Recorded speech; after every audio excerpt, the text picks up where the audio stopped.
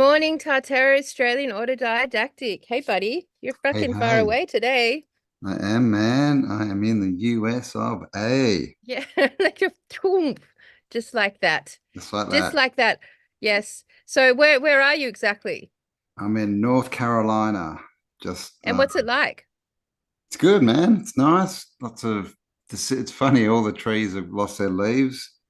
So, like being from Australia, it looks like they're all dead because Oh, yeah. all the leafless trees in Australia are dead ones.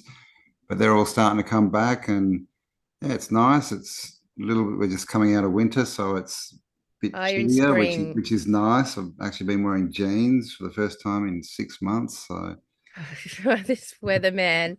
Not me, although I'm in a flannel today. It's a bit overcast and raining, but man, it's been so hot, yeah, so sad. I'm it's missing the seasons, I tell you what. yeah, it's So, nice. so you're in America, you're just there for some rest and relaxation, R&R in the And formal corporate world. yep. I've been Poor sleeping lots bastard. and hanging out and watching movies and taking it easy, and it's been good, man. Big See, change of that's what pace. he gets from coming off the farm. He needs a whole month of relaxation, poor Yeah, I bastard. know, right? My aches and pains are starting to come out. Yeah. Unlike me, look, I've been beaten up by a dog for cut there. His My fingers are all cut up. We've got a little puppy German Shepherd, everyone, and whoo, they're high Mm, energy. not that But we love little. him. Not He's that little very anymore. cool. Hey, so before I start my I think positively charged rant for the day, everyone, you're going All to be right. excited. I'm going to follow up on my rant because I don't just dump them on you and then not think about them deeply afterwards. So, but first I want to say thank you because I received the most amazing gift in the mail. And you know how I was having a No. whinge and a bitch the other day about And how, no one sends you anything. why does No. Campbell always get all the presents? He's always getting all these excellent, cool things. But anyway, all that's over now because I've received such a cool present. I can't believe it. Shall I show you? Very cool. Yes. Show Are you us. ready, everyone? Someone has taken the time and energy to paint a portrait. And I just couldn't believe it when I saw it. I was just like so touched and honored. Honestly, it's in the lounge room and I stare at it all the time, going, wow, it's just so amazing that someone would sit there and actually paint pictures like this. I mean, ultimately, it's a lifestyle that I also move in and out of because when I was going through disclosure in 2020, I did the whole first 6 months just painting. I just painted disclosure and experience and everything that was going on. And all those paintings I did ended up being translated into banners and all went off to all the protests and all the marches because they're all like relevant to what was going on. So yeah, so check this out, everyone. Woohoo. How amazing is that? This Yeah. is me on the farm. Like, I mean, and you know what's so amazing? I think he's done an amazing job. Like, how good is that? It's awesome, isn't it? It's So got the this comes shed from in an there. artist called Max. Do you know Max's last name? I think, is it Steel? Max? We just call him Max. Well, Max, you did an absolutely amazing job. And I'll tell you what's so super cool about it. This is obviously like cements a beautiful forever painting of our farm. Like I just am so touched. And you can see in the background, he's even added like the fairy tale Tartaria realm up the top there, which is Yeah. just the superest coolest thing ever. Right down to the very last detail, the tree, the telephone wire. I'm just like blown away by it. So, Yeah. Max, this is by far the coolest present anyone's ever made for me. I just think it is amazing. And like I fucking love it. And it's gonna go into my studio and just be there forever. And I'm just thinking, wow, like I am blessed and Cool. honored. And thank you so much. I don't Yeah. know, where's your one, Campbell? Because you My- got a painting. yeah, I did. Mine's in Perth because Max is from Perth. And when Ah. I was there, he's like, should I bring it over? And I'm like, yeah, bring it over. And then I got it. And then I thought, how am I going to get it back over to the east? So, yeah, when I get my little abode set up, I'll get it sent over. But he's also done Martin, Leedke, and Jason from Archaics and a few other people. And his channel is called Alias. So go and check it out. He actually shows the videos of when he's painting them and everything. And he What does a a lot legend. it's all airbrushing. He does a lot of airbrushing for cars and that, but all the portraits are airbrush as well. So I know, he's it's a freaking amazing job. legend. Yeah, isn't he? So just carefully don't damage that. Yes. And I better Um, say, I've been meaning to mention this for a few weeks now. Oh gosh, come on. Oh, now I'm disappeared. Oh, it's a show. It's a book. It's called 101 Demolished Buildings in the Old World, North America by Chris Kelly. And I did speak to Chris, but I've forgotten, Chris, where I spoke, what platform I spoke to you on. So if you see this, send me a message and give me the link so that I can put it out there and let people know where to go and pick it up. See, fucking humans are cool, right? This is where I get my re positive attitude. It always comes down to humans just being cool. Mm, Like, there's no way around it. This world really sucks right now because we're in this sort of like dense environment. But man, humanity, individual humans, they just rock. I love people. I love humans. Fucking love humans, man.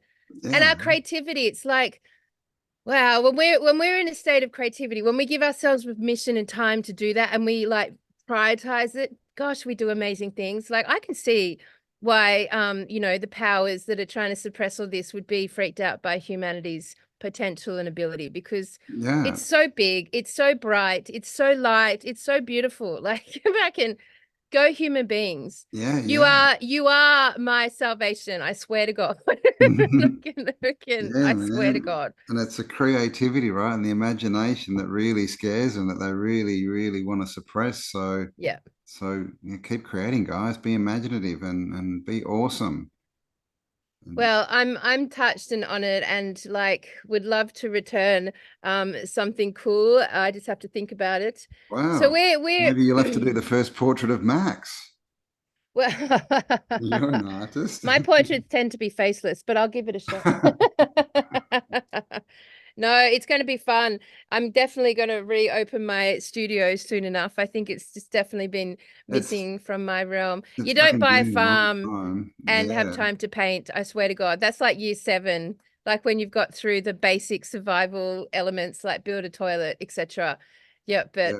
I'm excited. I think he's reinvigorated my curiosity. I always think because I always go into these massive like I do like 2 years of painting nonstop, and I was doing the big murals on big buildings and stuff. And then I'll stop because I've bought a new farm, and then like nothing happens apart from being a builder. And then I get throw myself back in it, and I just love it. I've always lived in my studios, and I've always been immersed with paint and color, which is an interesting thing because I was talking to you just before you left about I watched this cool little clip, and I should find it about the fact that the world is literally becoming monochromatic. We're literally moving into this, and it's happened really in the last 2 decades as like e-commerce has exploded. What's Yeah. happened in the e-commerce environment is the corporations, the designers, the artists, the innovators, the business heads have like basically analyzed what sells best to the most amount of people. And as a response to that, all the colors have been removed, all the variations, because you don't want to like limit your audience, and it's sort of turned into black, white, and gray. And we've had like across the whole realm, 60s, 70s, kind of easing out in the 80s, like you'd have all sorts of colored cars. There'd be Yeah, colored cars, cars in all man. direction. Now Mm, it's white, black, and gray. pretty much. And then fashion, in the 60s was like fucking hardcore. It was crazy patterns and all sorts I of things. And die. then into the 70s, went to the glam rock stage, and it was all sort of glitter and blah, blah, blah. Into the 80s where we hit the fluoros. Remember the Yeah, fluoros? man. Hypercolor. Man, Yeah. hypercolor. Did you used to have one of those t-shirts where you could You put like, your if it hand got on it. wet? Yeah, fucking they were cool, right? Yeah. Oh, we were so easily entertained back then. Yeah. Uh, so even fashion has also reflected this. So now you go in and you look around and really, you don't see many people wearing many colors these days. Like you've got to make an effort to sort of dress yourself in colors. And like then you go into the cities and it's just black, black, black and white everywhere. And Yeah, then right down to man. the Yeah. buildings. We've got these, really everything's been replaced by black, white, and gray shops, skyscrapers, Yeah, buildings, the interiors. interiors of, yeah, they used to all be colors and like chandeliers and stained glass and, all these cool natural products. And now it's, yeah, it's just white walls, basically, Yeah. white doors. Yep. It's, Yep. yeah, man. They're again, right? They're attacking our imagination. I think our creativity, trying to tone it down. Definitely. The impact of lack of color has a really big impact on our neurology and our perception of reality. Like it's really important It that is. we get out from seeing white. Like if you work in an office space and you're just like in white walls with fluoros, and then you're in a city and you're like on the in the tarmac of the black cement and blah blah, blah, like it does affect your neurology. And I think Hmm. probably like being on the land is productive for that, because at least like you've got to go outside and you're hit by the colors of nature. But Yeah. at the end of the day, even with nature, people don't sort of make a big effort to plant, to paint with trees or flowers anymore, like it's sort of that sort of was like a Mm. 90s thing. Our grandparents used to do that. They'd Yeah, like, these plan out all the flowers and colored. everything and all that. But and the other thing is, our vision, right? Like we've got a Yep. spectrum of vision from purple to red, and everyone's sort of talking about seeing more and where we go past that, those sort of boundaries of color. But what we're being fed is the opposite, right? I mean, even the Yep. sun's gone white, man. It's lost its color too. Yep, that's It's right. Yep, I crazy. know. I know. We used to all draw pictures of a yellow sun. But if we were Mm. to do it today as a 5-year-old, that sun's not yellow. You wouldn't even know that the sun was ever Oh, meant to be yellow. yeah, It's pretty white. yeah, you don't have to color in, just draw a circle, man. And like, there you go, it's white, see? Just like the paper. So, and actually, I was reading an article last night, and they were talking about in America specifically, they're introducing all these purple street lights. Have you seen that? Where they're like literally replacing the Oh, street yeah. light glow, that sort of orangey glow with Yeah. purple fluoro. And like it's all sort of designed to impact the neuro pathways, this purple light. But also it enables they were talking about, when if you chipped or something, they can see it under this purple light. It's the light that they use to see Okay. that sort of invisible realm. So, I Yeah. mean, that's just interesting as well, purples and Yeah.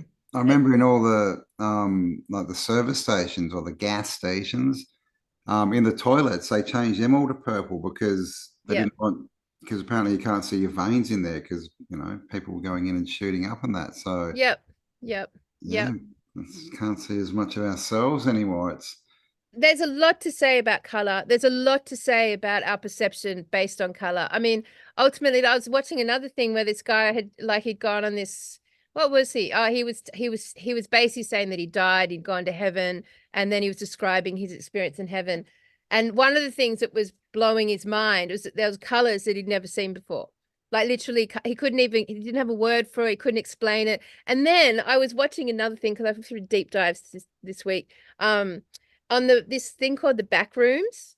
Have you yes, heard yeah, yeah, about yeah, that? yeah. The I back think I'm a room. bit behind the times on the backrooms Yeah, because I've only yeah, just like heard about it. But yeah. like, so explain to me what you know about the backrooms. It's this place that some people say they've gone to, and it's like another realm.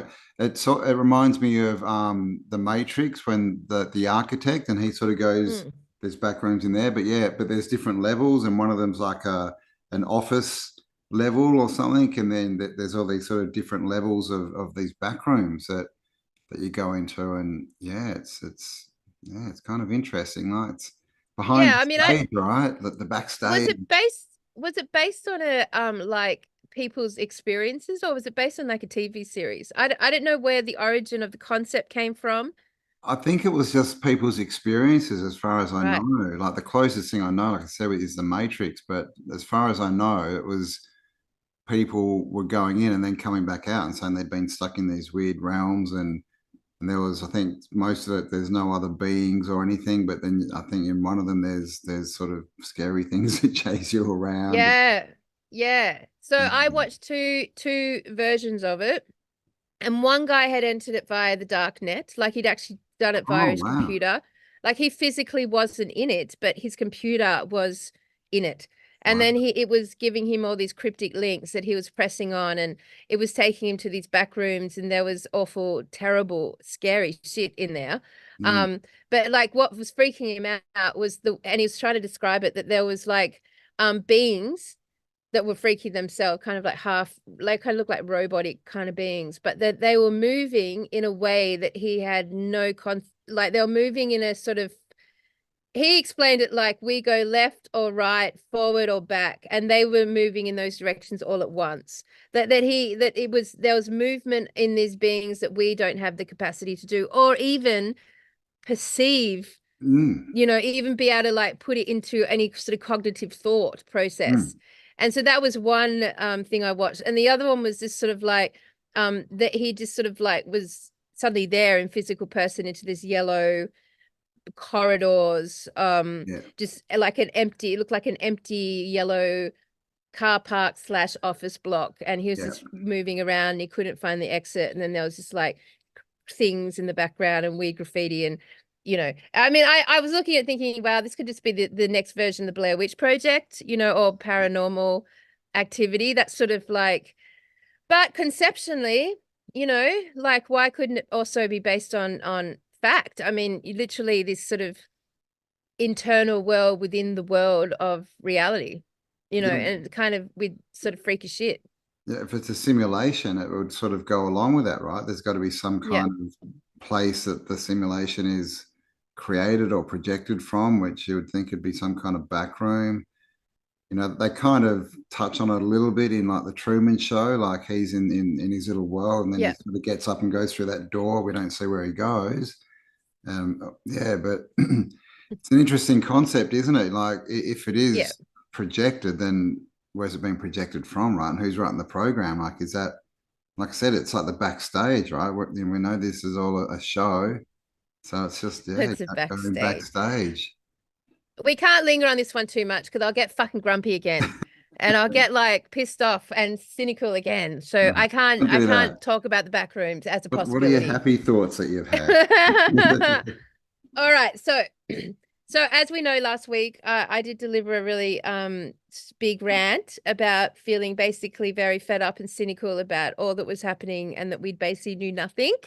And there was no like way of really knowing anything. And that's just bullshit, that we're in that situation. And even if that's the aim of the game, it's just getting bullshit now. Like, so that was my rant from last week. And sorry, everyone. Hope I didn't depress anyone. Like, just what it is. But then I sat down and I kept going over it in my head, because I weirded myself out, Campbell. And when I weird myself out, I have to like think about it, and I have to think about it, and I have to keep thinking about it. And I just have to keep going with it until I've like found some way of cognitively,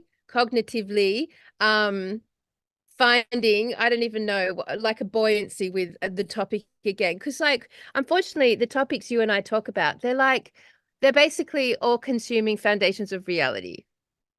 You know what I mean? So like, if I fucking weird myself out, that is not good for my reality. Reality, yeah.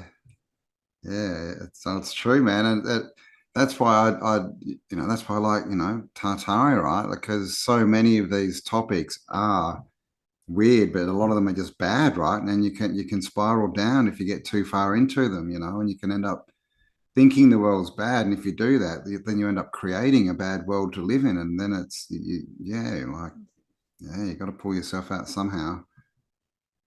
Well, yes. So anyway, okay, yes, I agree with you, because like it's no good like being in conflict with your actual existence. Like, it's just, where's that gonna lead?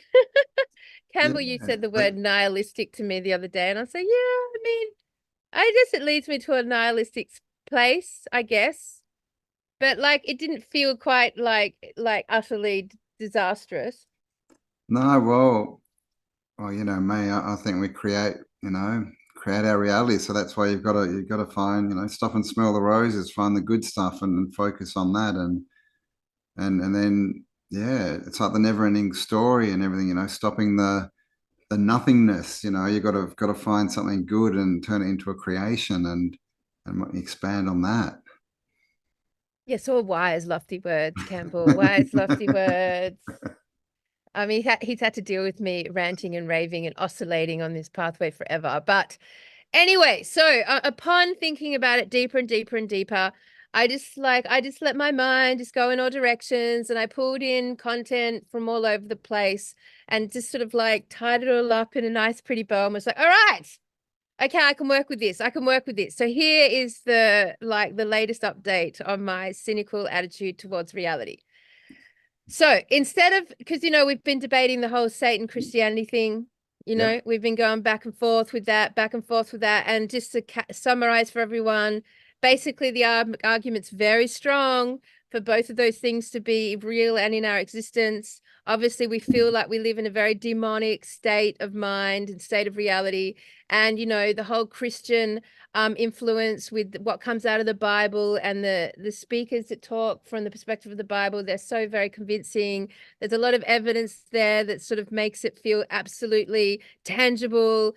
And then you've got to go through this like freaky moment of going, well, if I don't accept that concept, like then I'm like, where does that place me? And what's coming. So it's a really interesting dance. I thoroughly recommend you all go on your little journey with the Christian Satan realm, because it's better than any Netflix series currently out there. Like, you really do. And honestly, the content looking at both sides is very convincing. It's very convincing.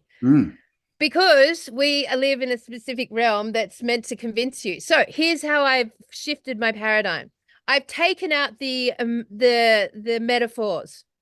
I've taken out the stories. I've taken out the characters. Big one. I've taken out the characters, because last week my rant was that like none of these characters are viable or provable. Like, yes, you can perceive them through all these stories and metaphors and all this evidence, but literally no one's ever seen these two characters in reality, and and all evidence you have of them is quite subjective. Like, and it requires faith, right, in both directions. In fact, it feels like that's even where faith came from, that concept. I don't know. Yeah. Like Georgie Boy said, you got to have faith, but that's one of the tenets of especially Christianity, right? Is the faith. And that's because there is no object, no one has, evidence that we can all sort of, feel and interact with of God or even the devil being here, being real, influencing us. We can see it. It's all up. We see it in, God in the creation, and we see the devil in bad stuff people do. But when it comes down to it, it's actually people doing good stuff and bad stuff, isn't it?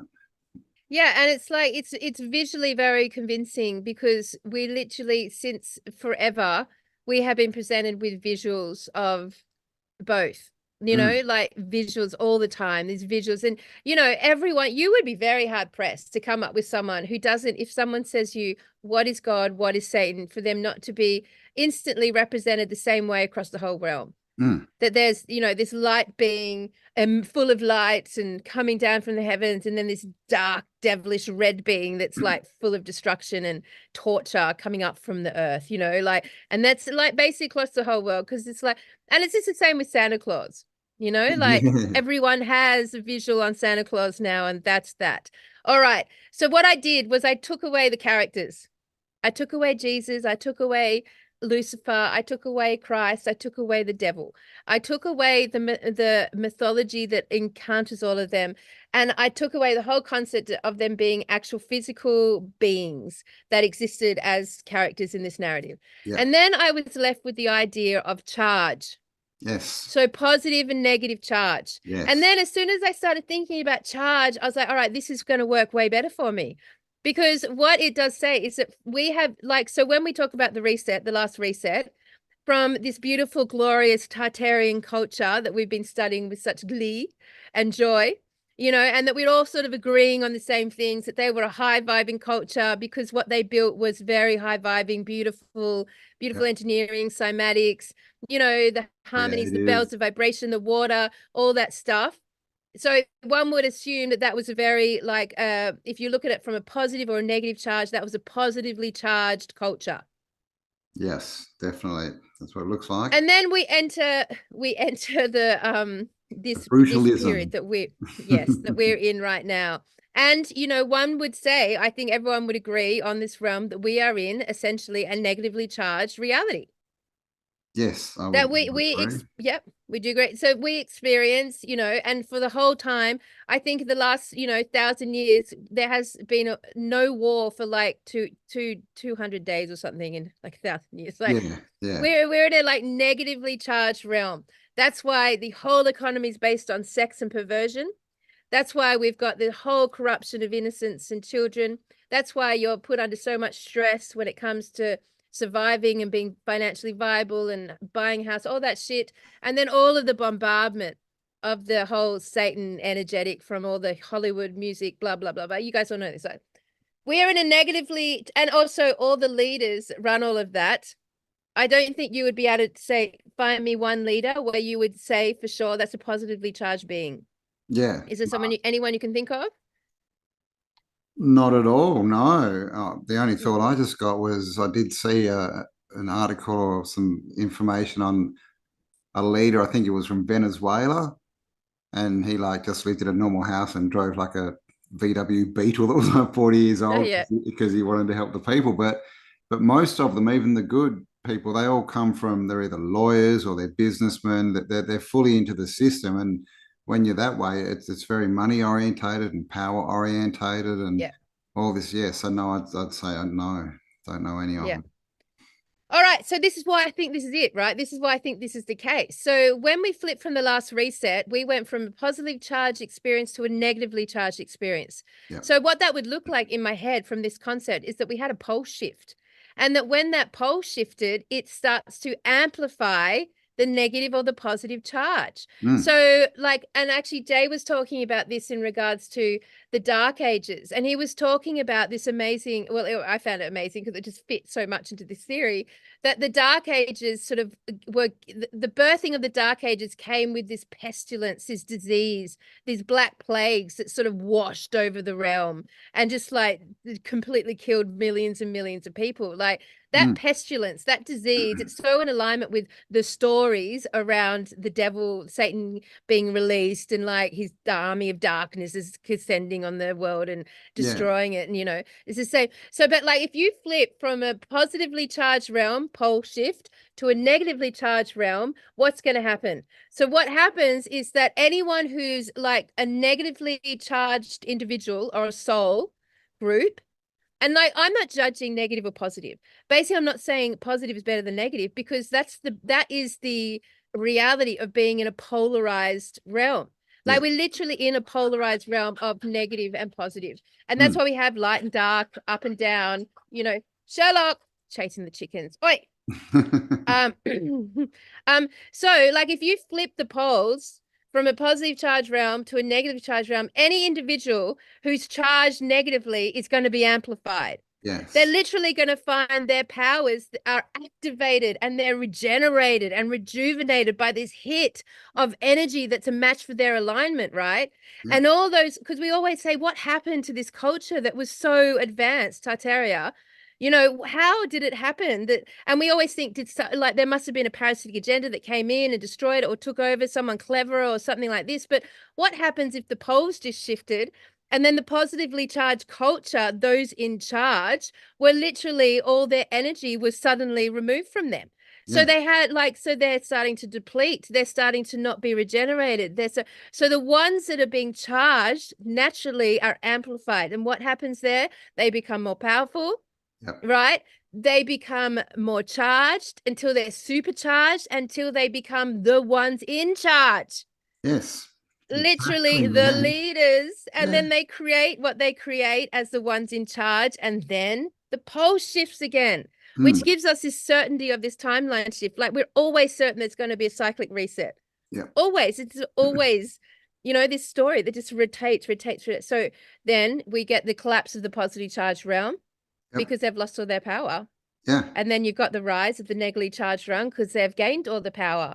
And Yeah. then, Totally. and so so from that perspective, what's happened? So then I was broadening it, right? So we've got like this realm, and then in the middle of it, there's like Maru, or there's whatever word you want to put it. There's the four islands, the mount, the Yep. center point of the Hyperborea. pole, Yep. and then the rivers that go off from the 4 islands, and then we've got the broader realm which we live in now, and then the Arctic ice wall, right? Yes. So if you've got a pole like coming from that center point, and it instead of like dancing together like this, which would be harmony and balance, right? It's actually swinging, boom. It's very extreme from our side, like from the outer realms. We get this full on pole shift from negative to positive, but at the center, it starts to balance out and neutralize because it's like quicker. So at the center of all this, it's like speed. It's much speedier. So what looks like this at the center is now dancing like this. So you've got this much speedier and then much more balanced. So you've got the individuals that can maintain their charge regardless of the shift in the pole, because they're right at the center of it, and they're like, it's much speedier. Where we are, time changes as the poles change, right? The time gets affected and the extremity happens.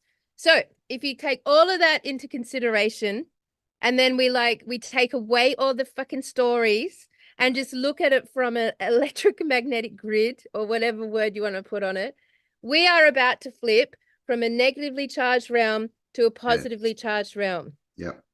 Totally agree. And that charge comes with, like, natural events, like big natural catastrophes, natural events, and probably some trippy shit that we haven't even ever reconciled before. But at the end of that, those who survive it, if you're positively charged, you were feeling essentially naturally regenerated, like naturally rejuvenated, naturally more powerful. Yeah, totally. I mean, we get this. There's a lot of talk about the 1,000-year reign of Christ, and then the devil gets loose for 200 years. But it's the same story, right? It's how you look at it. One's a positive charge, and then the negative charge, and then the positive, and it's the sine wave, right? Yes. The sine wave and the cycle. And it's the same with us. Like on a smaller scale, it's if we focus on the negative and the bad, well, we put that in charge, right, of our thoughts. It's in charge because we And charge even more, and if you do that in a negatively charged realm and you have negative thoughts, that's why it's easier. Like for starters, for negative people they're empowered, right? So they naturally have more power, right? They're finding it easier to take over and all this kind of stuff. But when it flips, it'll be the opposite, because we're always going to have good and bad. It's just, we have these cycles where, the positive's more charged and then the negative is more charged. So we just flip and flip and flip. I agree totally that I think that's what's happening. And I think that's sort of what all the religious stories do talk about, but they turn them into characters, like you said, and sort of people and stories where they're just trying to explain the greater realm and the energies that are going around. And so, a lot of these, people we read about, in different books and stuff aren't necessarily people. We hear the word archetypes a lot, and that I think that's what they are. They're just representative of the people that are charged the most, that are in charge. So when it's a positive charge, it's the millennial reign, right? And Jesus is down here with all the saints and all this kind of stuff. And then when it flips, that's when the devil gets loosed, right? Which is what we're told. And it's just that negative energy. And then so we end up with these negative people running the show. But clearly, Tartaria, they weren't negatively charged, because there's way too much creativity and beauty around for it to be created by a negative force. And in Tartaria, they were really, it appears that they were very focused in on maintaining a certain vibration. And because that's where I think all the giant bells came to play, and all the cymatics, and just the whole way the structures of the engineering were designed to generate the organs. This is like a sound, and the gulfs of the cathedrals, like it's all about holding that sound vibration. So maybe like they used that to like charge themselves once they were in this negatively charged realm. And then we've got like this like deliberate destruction of all the bells, and like all the organs were dismantled and moved, like all those pieces of engineering that they're simple, beautiful engineering of the instruments, like got very deliberately destroyed and removed. Like anything that would cause like a a positively charged vibration, yes, Mm. like has been destroyed. And Yeah. then you've got like all of their efforts in this negative charged realm to basically create technology that interferes with your vibration Yes. Well, and yeah. frequency. Yeah, I was just going to say, like all these negative, things we have now, like the Wi-Fi and all this radiation and all this kind of stuff. I mean, we don't know that that's not charging these negative people, right? Like we sort of It talk about, fucking well, why is. would they do it? Isn't it affecting them as well? Well, maybe it is, but in a good way for them, right? It's In a charging superpower way them. for them. Yeah. Yeah, yeah. It's just like the bells and everything. The frequencies used to Yep. charge the good people. Now it's got to be a negative charge to empower negative people. Exactly. And then if you look at like, I was even watching this excellent woman from Canada doing the biggest rant. She's better than me. She did a better rant. And she was talking about the mobile phone, and she was just like, what happens, do you think, when like you send an email and it just disappears from your phone and then it's beeped somewhere else? Like, what exactly is going on there in your head? Like, you think that somewhere out there, someone's built the technology to enable you to do this, and this is what's happening, but zero comprehension. She's like, you understand that this is bioengineering. Like, they are literally drawing charge from your biofield to make this technology work. Your phone works because of you. And then she went on this amazing explanation, which I'm not going to be able to paraphrase right now, because it went into the land of biofields and Biofields, yeah. bioengineering. And I was just like, fucking yes. Like everything that they do is designed. Well, they do, meaning everyone who is supercharged in this negatively realm. So that negatively charged individual, so service to self, I guess is another way to put it. They like create technology that emphasizes the negative charge and disparatizes the positive charge. Mm. So when I get cynical about the bullshit, I think it's because I definitely know I'm a positively charged individual, and that like I've definitely geared my life towards being in service to others and just this realm and trying to make everything as good as it could possibly be, and then getting pissed off about it. So when you talk to me about this is where I get cynical, right? When we go on about create your reality, manifestation, la la la, lofty, lofty, lofty, all the things I've heard for the last 2,000 million years in my research on this. It doesn't work very well. Because we're in a negatively charged realm, Campbell It Purvis. is, and we hear it all the time. How come it's always the bad people that get up into power, right? It's because that they're charged. They've got and then that's why, like, well, how come the good people always find it so hard? It's because we're fighting against it. Yes, We're not empowered by the energy around us.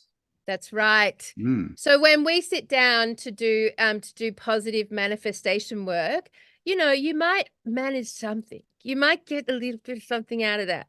But actually, like if you did a satanic ritual, a negatively charged ritual, you would probably, attract $1,000 million. $1,000 million. It's like an Well, oxymoron. yeah, But look, it but takes like that, right? yeah, so they've done so, like obviously we know with the music industry, like they do rituals and incantations on all master CDs, all master songs CDs that doesn't exist, all masters that go out into the world MP3s. right today. Yeah. And it's all had ritual manifestation on it. So when we talk about create your reality, it's manifestation work. But when they talk about create your reality, it's rituals and incantations, right? And so when they do it, like they'll go ahead and sell 1 billion of these, Yeah. songs, like make shitloads of money. And have you ever met, like seriously, a CEO of any corporation on this realm who is not negatively charged? Like, could those CEOs to create a situation and grow, and then the billions and the millions, they are negatively charged individuals, and their corporations do negatively charged things to this realm. And when they like start to feel bad about it, it seriously lasts 1 second. Oh yeah, yeah, yeah. Like Mr. Musk, right? He's kind of put out there as he's here to help us all and everything with all this stuff. But when you look into his technology, it's all to do with controlling other people and negatively Yeah. taking away people's power. And it's so easy. Like exactly. And why is he?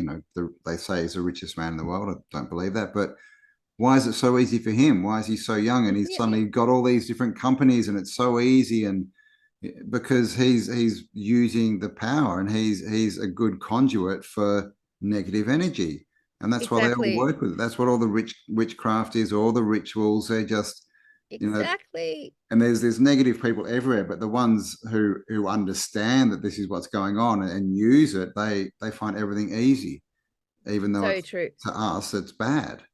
Yes, exactly. And they look beautiful. Yeah. They look amazing, you know, all those things because they're innocent, because the negatively charged individual has been so supercharged and activated, like they're nourished. They're Yeah. regenerating and rejuvenating. And then you've got all of the positively charged individuals who live in this negative charge realm. And mate, we look a bit raggedy. We look a bit raggedy, you know, we look a little like weather worn. Yeah. Um, there's Disheveled. life to us. Don't get me wrong about the vitality, but you know, generally speaking, it's a much more difficult slog to like get yourself into a positive situation, to get yourself financially positive and not in debt is like virtually impossible Mm. these days for positively charged individuals, like because we are not able to feed off the energy. It does not charge us. So, Mm. and then of course all this talk about diet, Campbell, we don't know what the fuck to eat because we are like having to supplement our energy because we are not getting nourished from the charge. Yeah.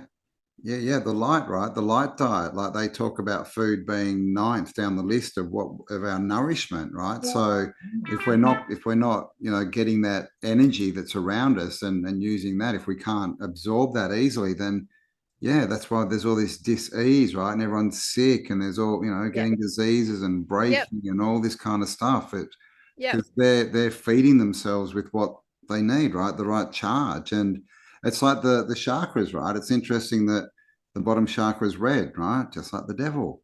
Top Yep. chakra is white, the white Yep. light, just like God. So it's this movement, it's in everything, I think. And it's interesting as well that the heart's in the middle when they say get heart centered, get heart centered. Because that would be the neutral kind of balance, right? Balance point. And I'm not sure if that's. I think I think the effect of the outside is going to overpower that all the time. Like it's good to try and get neutral, but really, like we just happen to have been born in a time that up until now we've been surrounded by the wrong charge. And but I think there's a change coming. I Totally. really do. Um, Like that's what I see. It's about to flip. And we had a bit of a conversation the other day about the sine wave and when does it flip? And I think it's at the top of the sine wave. So we literally go yep. from the worst Yep. and then suddenly to the best. It's not like Yep. this we have to go through I down agree. kind of stuff. It's like gets really, really bad and then bang, it's really, really good. Yeah. Because you start at the top of the apex of the Mm, pyramid and then you've got to de-evolve. yeah. So down, then you like cross over, then you've got to re-evolve. So I Mm, guess it's symbiotic. Like, even though right now nothing in this realm charges us, and it's true, like you might be lucky enough to find a place in nature that still is emitting some form of positive charge that actually reinvigorates you.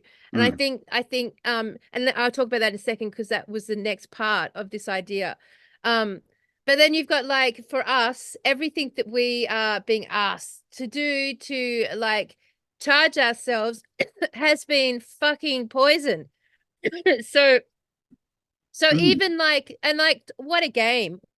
A game like for the negatively charged. But then talk about it in the flip side. Like what's going to happen? Like we flip over to this positive charge realm. All of the positive charged souls are going to like activate and suddenly feel amazing. And all of this torture and torment from our personalities will be gone. Like that's the other thing, right? We live in a realm where we actually have epic amounts of trauma and ancestral trauma like we just carry as a burden from the day we're born. Like Yep. it's just in there and it's a fragmentation of our personality, right? And then you Mm, got all these negative vibrations coming in to fragment it further and further to the point where you get to your 20s and like you're just full of fragments, you know.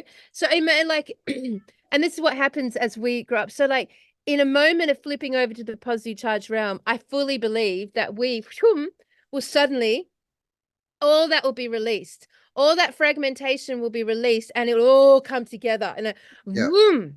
And then from that wholeness will come this regeneration process. And I think all of the fragmentation and the trauma and the crazy chatter in our monkey minds will just be gone, like in a Yeah. second. Well, I was Like just in a going to second. say, like when we talk about, self-talk and the chatter in your mind, like you never hear someone saying, "Oh, I've just got too much good stuff going on." Like Yeah. all I get told about No, is I'm going to win and how everything's easy.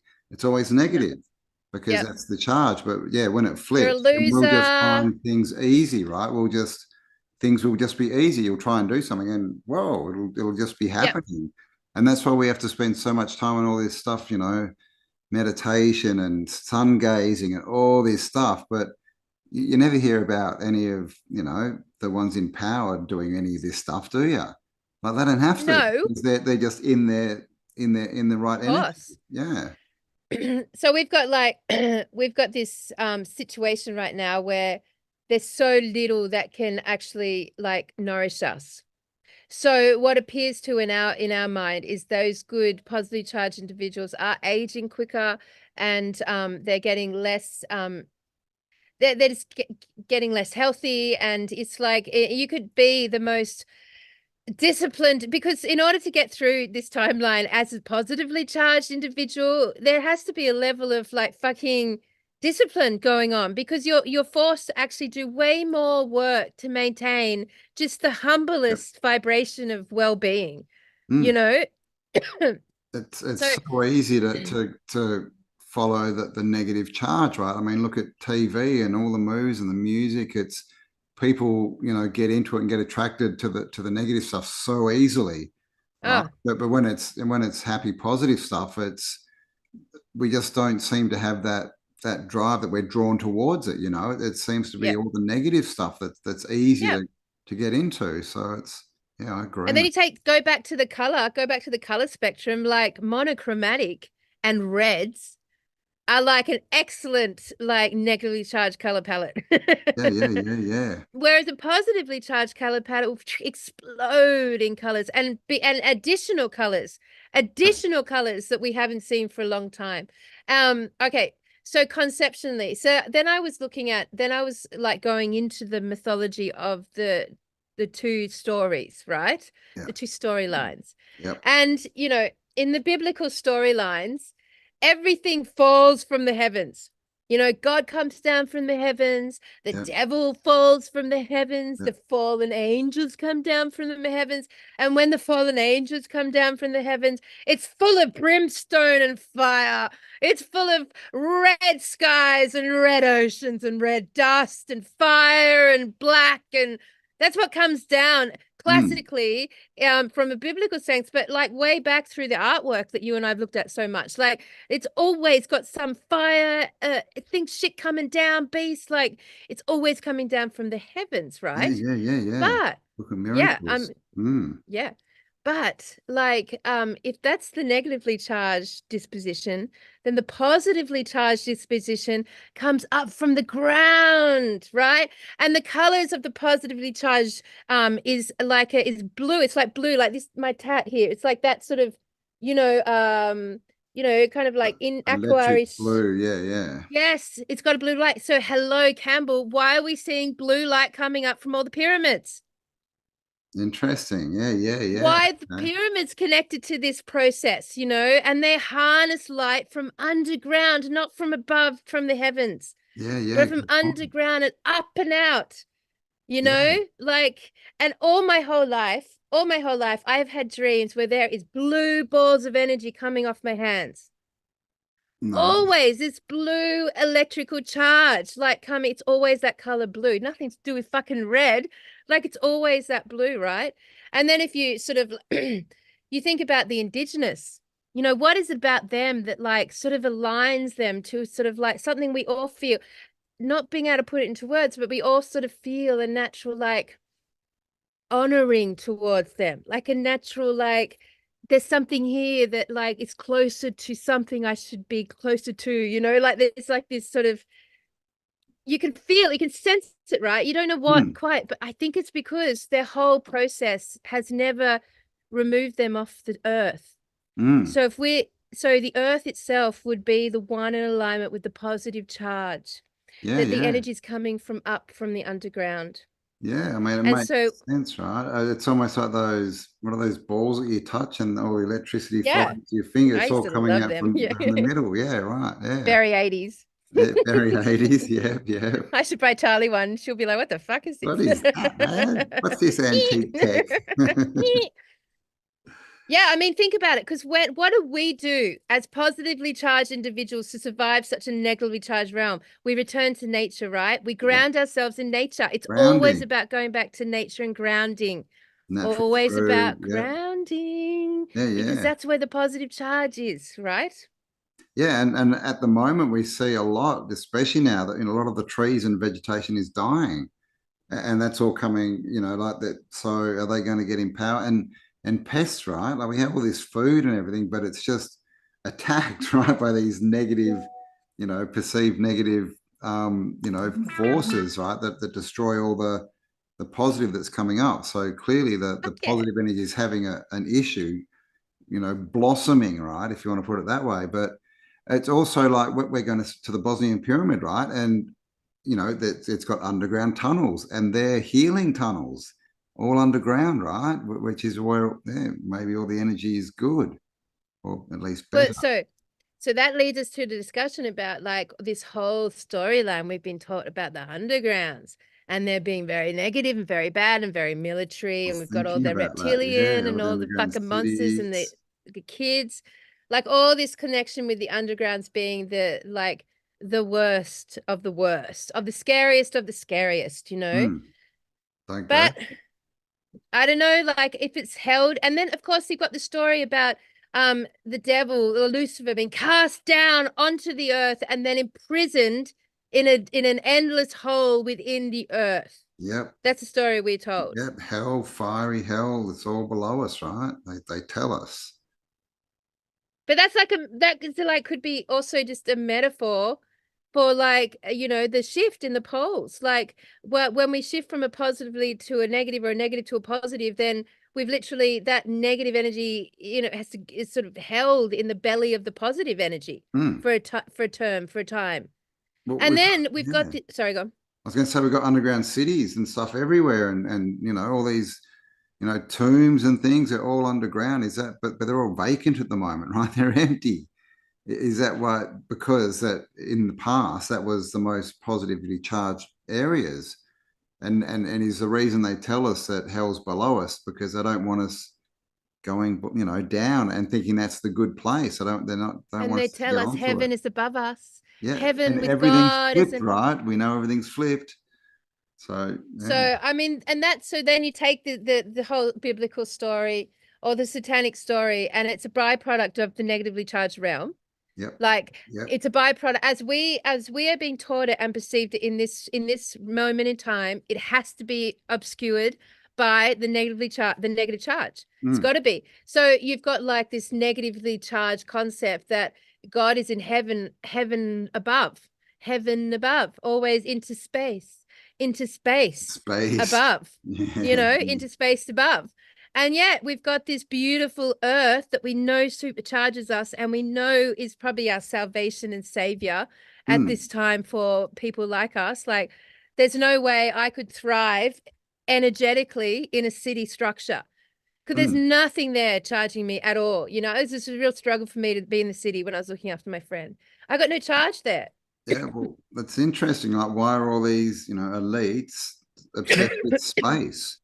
Why do they all want to go up and get, Yeah. and we have these stories they want to get out of here and they want to break through the firm, whatever. But basically, they want to get high and all our buildings, skyscrapers, they're called skyscrapers, right? Get people up into the more negatively charged energy. But it's a good thing. I don't think it's even been raised before. Is we talk so much about everything's flipped, right? Everything.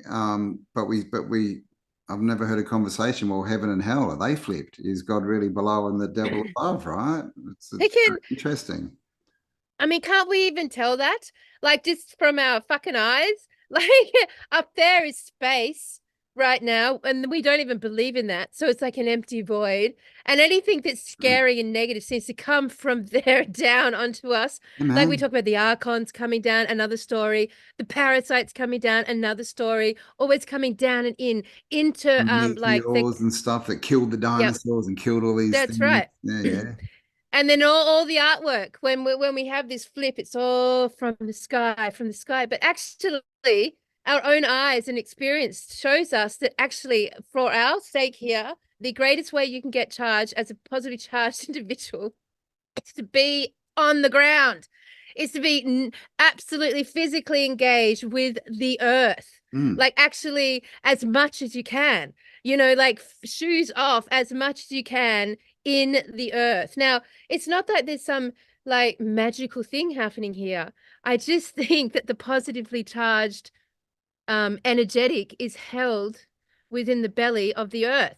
That's Well, why in the other stories, God's Gaia. God is Gaia. God is the earth. Goddess is the earth. Like the earth plays a very dominant like creation story as to mm, be the true superpower, the true nature, the true nurturer, the true uh giver of charge for mm. us. Yeah. Yeah, I mean, and that's another flip, right? Goddess to God, like male to female. And, we know at least physically that the females are literally the creators, right? They create life. So it seems like a more creative, positive charge, but we're all told to worship God, God above, and Yep. all this kind of thing. So, and even the Bible like does the flip, like the Old Testament. You've got the negative God, right? Whose name is jealous, right? Apparently now, Jealous. jealous. And then it goes on to the New Testament, which is more positive charge. He's out there healing people and all this kind of stuff. So they show us this flip everywhere, Yeah. right? But Yeah. but but because the flips are longer than a lifespan, we never have the evidence of the flip unless we're having to live in a time like now where we're literally going through it. We're going to Through see it. it. Yeah. I mean, I mean, it's everywhere. Like you go through the whole beautiful concept of like, crystal cities in the sky and the flying pirate ships and the whole Tartaria concept. We had a whole we nerded out on that concept a while back about Tartaria being cities of the sky. But then suddenly that all changes to them being, like vehicles of weapons from the sky. Suddenly, like the imagery is all about everything's weaponized. Everything's Hmm. weaponized, right down to the like herbicide that's killing, all of the microcosms in your soil. Like everything is weaponized in the negatively charged realm. Yeah. And then everything in the positively charged realm is life-giving. It's an abundance. It's Hmm. abundance of life-giving. So the fall, that would be, so then we talk about the fall. So we like look at the reset now It's a from this sine wave. perspective. Yeah. Yeah. So from this perspective, what would have occurred? A pole flip, inevitable. I believe every culture understands it's inevitable. Everyone understands that there will be an inevitable pole shift. It seems to be the balance of this realm. Yeah. It's the game of this realm. We're Yeah. here to experience that at this outer realm at very slow density. And then the closer we get to the middle, it gets quicker and quicker and quicker. And maybe it's that energy there that allows us to catapult out. Maybe, maybe we all end up there at some point for some reason, Heroes, man. like the Yeah. gateway out. I mean, even Project Bluebeam, right? They call it the Blue Beam, but it's all about aliens coming down and all this Yeah. stuff coming down Yeah. from above that are going to Oh, destroy they're us, right? pumping the alien stuff. Yeah. Yeah, yeah. Pumping. So we've got like the last reset. We like what actually fucking happened, like no one can quite, like fully explain how such an advanced culture could have been done away with. And like all we've sort of got evidence of is sort of a disaster, a natural disaster, the liquefaction, the whole Yeah. like the earth moving to such a degree that everything and we get the mud floods and whatever. So Mm. like you could see now we're about to go into it. You can see now that if you flip the energy, suddenly all those in charge lose their charge. And as they lose their charge, all of those who are will get positively charged will gain charge. So Yeah. all of the things they've built and managed and maintained will suddenly lose its charge. Yeah. Which means that the ones who are charged will actually like turn away their focus from that.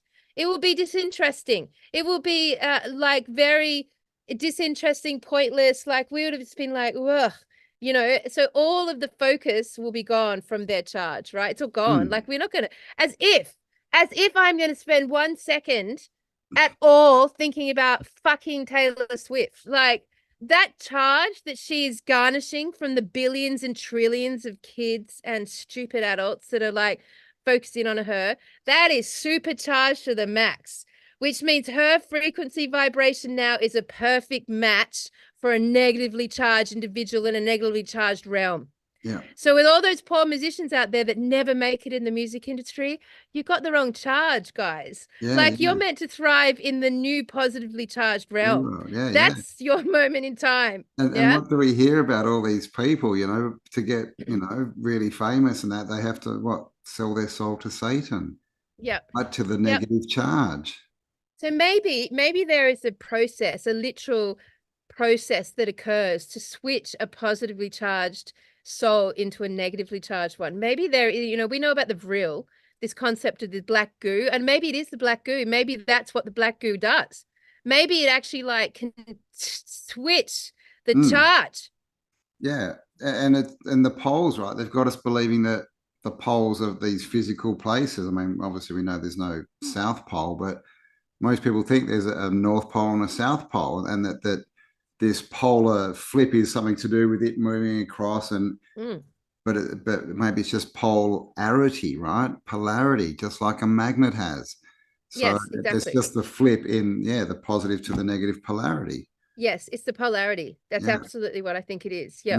And as you know, when you flip a magnet, it's going to amplify, it's going to attract and amplify, or it's going to repel, you know, which means, so this is something, you know, so this is where I'm like, hey guys, I found a positive way to look at this, you know, like here you go, ready? So the grand summary of all this, I know what a schizophrenic I am. So the I'm not, just to be clear, but like so from this perspective, there will be a time in our lifetime without us doing anything except surviving, because that's probably going to take up all that time, is like we are going to flip charge, the polarity, the polarization sort of flip, which means all those in charge will like have no charge, so they will drop away in decay and be exposed. And that's where disclosure would come into it, because from a point of them like falling away, like we're just going to look at them from a supercharged perspective and think, oh, you grittins, you grots, you know, literally so lose their power and things will become harder for them. And they'll be like us, like, why is this all so hard? You know, blah, blah, blah. You know, I've got to work so much harder. Manifest. Yeah, I gotta meditate. I can't manifest. What am I meant to eat? I can't feed myself. What the fuck do I eat? You know? I can't eat that positively charged food. It's killing me. I'm full of disease, you know, like they're gonna have the same dialogue in reverse. But for us, like suddenly you're going to find that the new leaders, the new CEOs, the new ones are going to be the ones in charge are going to be the ones with the positive charge. So you're going to have organizations like what I'm doing on with Carbonate. It's going to be like a perfect match for an alignment. And all of those corporations and organizations and leaders will be naturally geared towards the regeneration of this realm. They'll be naturally geared to the healing of Mother Earth and the healing of the body and the healing of the food chain and the healing of the protection of innocence and all of that stuff. All the stuff that's so logical to us will suddenly be what's in charge and governing what's coming out, which means for the whole time that we're in a positively charged realm, we're going to fix all the shit. We're going to fix all their problems. Yeah, exactly. So that easy, like charities will actually be charitable again, right? Not money laundering machines. Exactly. Yeah. So I agree. It's not going to be hard. It's going to be quite easy and a lot faster than we think to fix all these problems, because it'll happen quick. Yeah, we're already there. We're just going to be manifesting machines. Whatever we want to do that's got a positive charge will be easy. It'll just kind of happen, right? Exactly. You know, like all these miracles we hear of and people manifesting things so easily, like that'll be us, man. It's coming, and I think it's coming soon. I mean, another, like, I did a video, like, we know Jacob Rothschild, you know, exited the realm not long ago, and he was the head of the banking system, right? We've got, you know, England, or the City of London's banking, Washington is war, and the Vatican is religion and spiritual stuff. Kissinger died not too long ago. He was the head of the war side. So Kissinger's gone, so the war's gone, the money's gone. So is the man in the white dress going to be next? And then with those three sort of big powers gone, I think we're getting close, man. And it Yep, doesn't they're all look like families. it because we've got to get. It's going to be the worst before it's the best. It's like I said before. I don't think it's gets worse and then they have to decline and we sort of then take over. I think it just flips, and then everything they try and do just doesn't work. Yep. Right, and And everything they try everything. and do works. Yep. So Yeah. because you're as long as you're in line with the charge, and that's why all these people get obsessed with people like Taylor Swift and all these other stars, because when they're in charge, they have that luster, that look to a Yeah. lot of people that, Mm-hmm. oh my God, that they look and sound so good because they're so empowered. Yep. But they're going to lose that, man. People start looking at them going, oh my God, they look. It's like what's that? They Live. When you put on the glasses, Yeah. Yes. Yes. yeah, Yes. suddenly they'll all look like these, half dead bloody Yes. bodies walking around. Yeah, Yeah, it will. It will feel like they live for sure. yeah, So naturally, the focus will shift, and like there's already a trillion different organizations like ours that's like out there and ready and set up and ready ready. to go. That has the solutions, the expertise, and the good people. It's just ready to. Yeah, So yeah, I mean, like I agree, man. have faith. Like this is where I would have faith because I feel Yep, that all this hard work that's been quite exhausting. And I have had a few friends who have been on this tangent since the 60s and they've passed away now. So they weren't here to see the shift.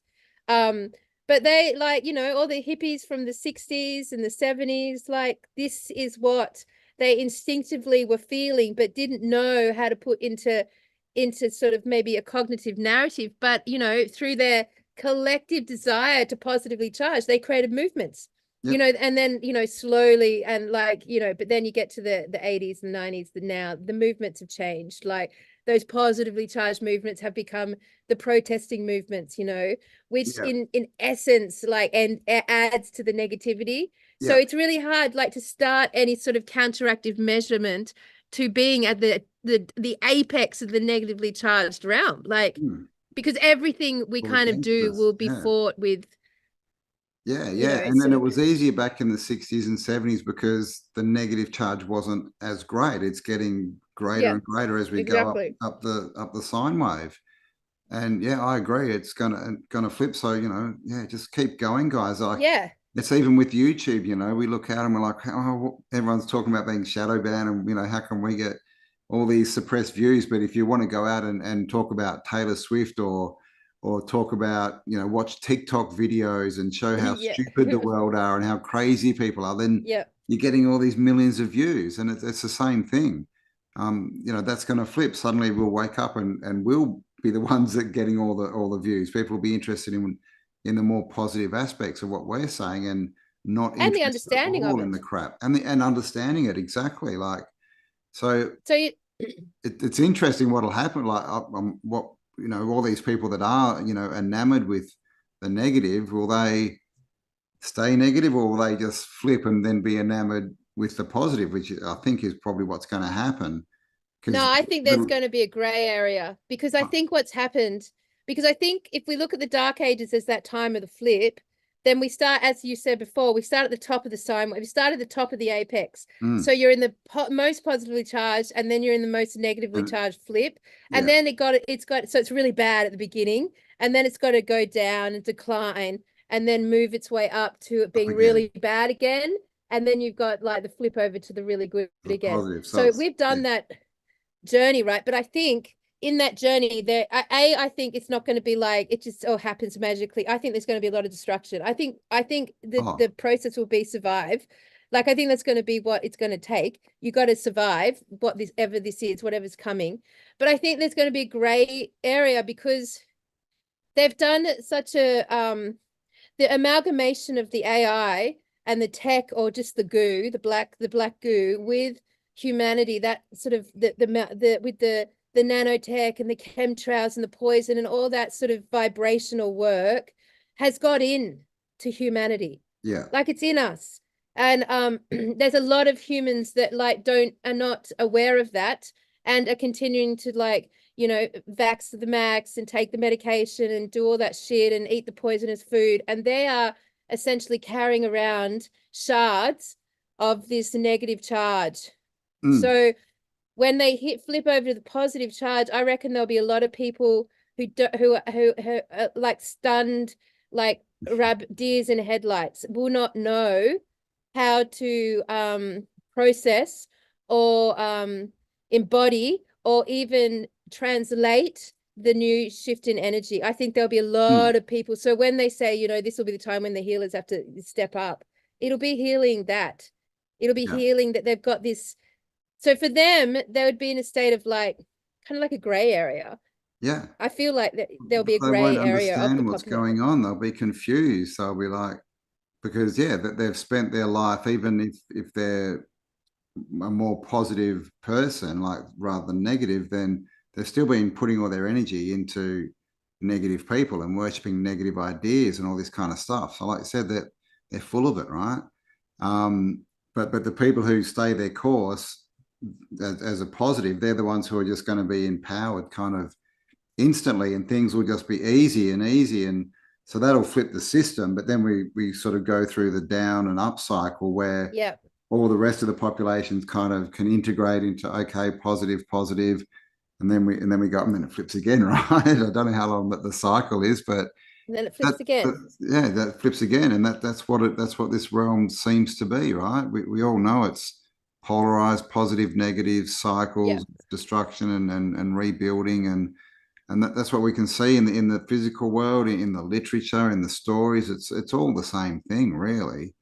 So, And there must be like the Bible, the evidence in the Bible seems to be so tangible because it's a leftover it's a leftover consciousness expressing these shifts. Same with the satanic stuff, the content from that side. It's a leftover because you know we're translating it now, Campbell, because we're on that lifetime where we've got this perfect dichotomy for us to draw wisdom out of. We're at that lifetime, but you know, we go through that shift into the positive realm and then see all those changes, and then you know whatever happens, and then I don't know how long you live after that or what happens after that. You know, we might flip back into the you know, living for 1,000 years. I don't know, because of the ability to regenerate and all the factors that make all this up, because I think there's just so many factors, like, but you know, and then you pass or whatever happens, and then the information, and then you're on sort of like on the decline slightly. It's like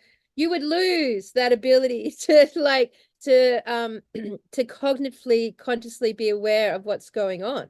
And you get, and like sort of like, so then you're like left with these like old books or old stories or old metaphors that like start to like they're evidenceable, but they're like part of the rudimentary explanation, I guess. So yeah, that's why, you know, in the, like especially with Tartaria, it looks like things were so much better in the past, but then you go back further and it gets bad again, and yeah, so I think that, you know, we'll probably be writing, you know, stuff. There'll be information coming out when it flips, and the positively charged people will be suddenly they'll, because you know, there's still people out there writing books and making videos and making songs. It's just not getting out. But suddenly that'll get out.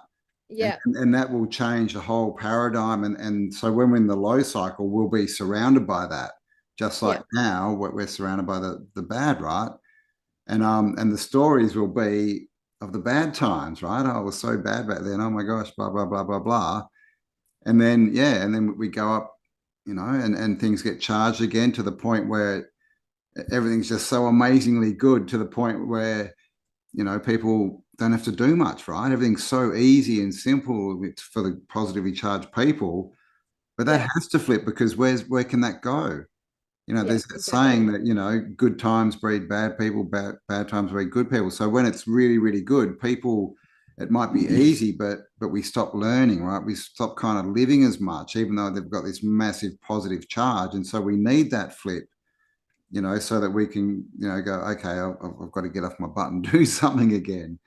But But the challenge And is keeping to your charge, or staying in your charge, staying in charge of you through the bad times. exactly. That's the best you can do right now. Is that like Mm. that? It's actually so true. Like you actually have to, all you've got a hope of doing right now is to stay in charge of yourself. Yep. Like, because your charge is not amplified to the point of it.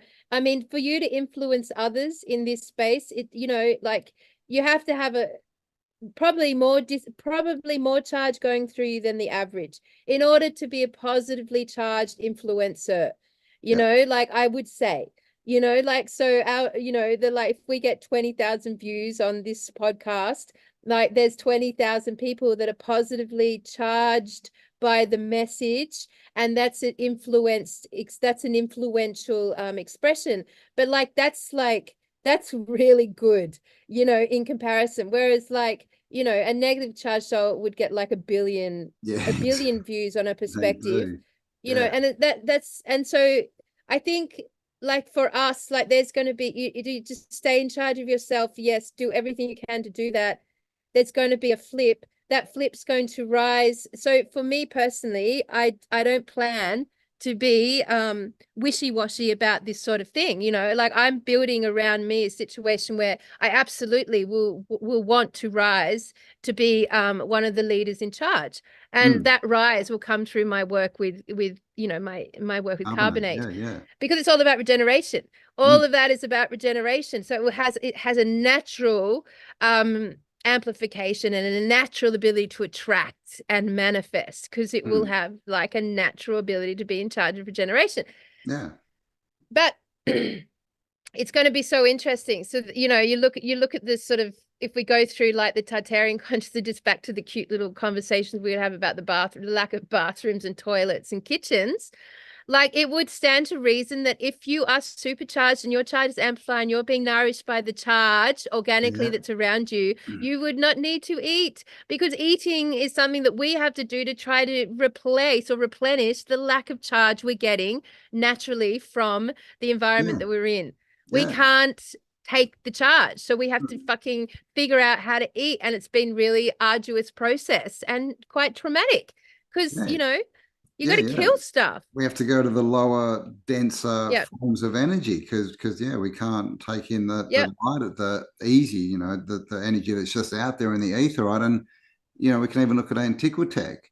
They were just easily drawing all this energy from the atmosphere, right, and running off that. It was easy because it was just everywhere, and it was a Yep. positive charge and Yep. easy. And now we get the opposite, right, where they have to make things that are more solid and tangible, and you've got to sit in front of a screen and do all these different things. They have big power stations Yep. to get energy, but yeah, I think yeah, totally, man. Like, I think that's what's going to happen, and that's the challenge of living in this time is just staying true to yourself. Like I said, staying in charge of yourself. Even though we have all these sayings. When things are bleakest, you're closest to the wind. It's darkest before the dawn. All these kind of things, and I agree, man. Like, things are going to look worse and worse for a little while, but that just means we're actually getting closer and closer to the flip where things are going to be much more in our favor. Well, it makes me think about the carnivore diet, Campbell, because, like, if you're at the apex of a negatively charged realm, and the Mhm. diet that seems to suit the human being the most is eating meat that is derived from the beautiful, like, soul and service of another living being, an animal, which has always been my gripe, always, forever. How cruel that we have to take nourishment Yeah. from such beautiful souls. I Yeah. would be so happy to not have to ever do that. I love the energy I get when I stare into the eyes of an animal. Like, it just feels charged to me.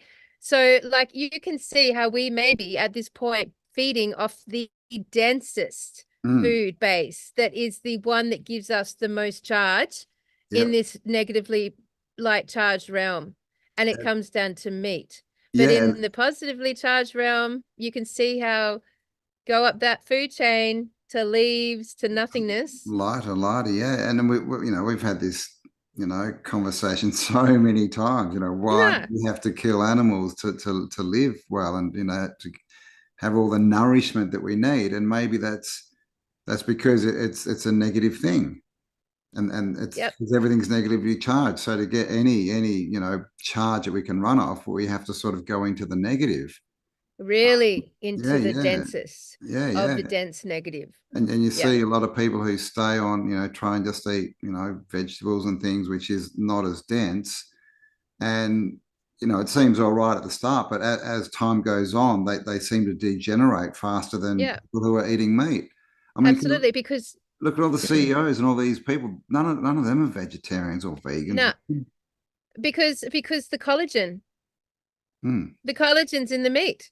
The mm, collagen is what we need to regenerate our systems. Like that is what is in it. yeah, So, that B12 and the collagen, you can't get it from any other source. So we're literally having to literally take the life force of energy from the closest like known species that's closest to our biology and consume it.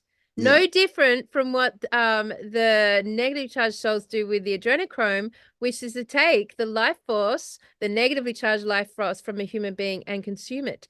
So yeah, in this paradigm, we're literally having to take collagen from another source, another animal, in yeah. order to regenerate. That's why carnivore works and why plant-based diets do not give you that long-term regeneration, Yeah, you yeah. know? So in the future, we won't need that because it'll just be energy. But it's also, that's why, like, obviously, the whole, achrome is so much more negative, right, than just, eating an animal because they're literally preying on innocence, right? On Yep. on the Yep. vulnerable, the most vulnerable, and those, that are just starting So in we. life and all this kind of stuff. And we are, but with animals, it's not.